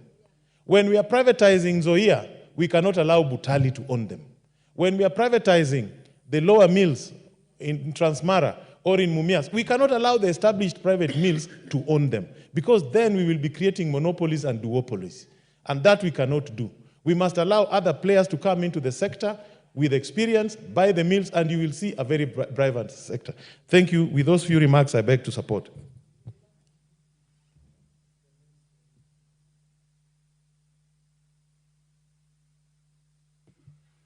Honorable Ruth Odinga came after Honorable Bensouda. Joyce and Honorable Bensouda came after Honorable Beatrice Kemei. But I like the name Ruth Odinga. I want Ruth Odinga to speak because she's a farmer. Thank you, Mr. Speaker. I am very honored, and Bensouda, I'm sure that you know that in order of seniority, I have been allowed by the Speaker to speak before you. I would like to actually start off by saying that for me, I'm very radical. I believe that the sugar sector should be privatized. I am a farmer. I come from the sugar belt area. And at the moment, my farms are not actually doing any commercial sugarcane farming because there is too much cartels, number one. There's a lot of cartels. And I'll try to tell you this without fear, that when you look at the sugar sector, you find that mostly, a lot of the times, these cartels that operate are operating within the government sector. And those government sectors are the ones who actually own those sugarcane. For example, there's a time that the Kenya Sugar Board would be giving even the mills like Mumias the license to import sugar. And the Mumias would be importing the sugar, bringing it in, packaging it in Mumias sugar packages, and then selling it out. Now, what does that tell you? It tells you that there was no way the local farmers who are actually dependent, the outgrowers that are dependent on Mumias sugar, would be able to actually take their sugar cane to be milled in Mumias sugar. Apart from that, remember that apart from the sugar that we are talking about, there are those byproducts like molasses. There are so many people who are dependent on molasses, even industries. Like, for example, I will give you one. Those factories that we have, Kenya had the best 2 factories who were distilling alcohol, ethanol. That is Spectre and also Moroni, what do you call, agrochemical. And those 2 sugar sectors actually, those 2 industries are actually underproducing and used to be the only ethanol producing factories in the whole of East Africa. Now, because of the lack of the byproduct molasses, which comes from the industry, from the sugar industry, we do not have, and we're not able to actually operate. Spectre International, that was employing more than 500 people, is closed down. Agrochemical is underproducing because they do not have the sugar cane. Apart from that, the other mills that are there, the private mills that are there, have decided to now open their own ethanol factories within their sugarcane area, meaning that they are denying these other companies any whatever, the molasses that they need, the byproduct. But apart from that, number two, why I believe in the land why I also believe it should be privatized. The other reason is that you see these small little farmers. People are not able to take their sugarcane to the farms, to the factories. Because of that, they're selling their pieces of land. So you find that there's about, the person who owned 500 acres is now, has now sold his farm so that he has about 7 other people owning 30 acres of land. And they're all taking to the factory.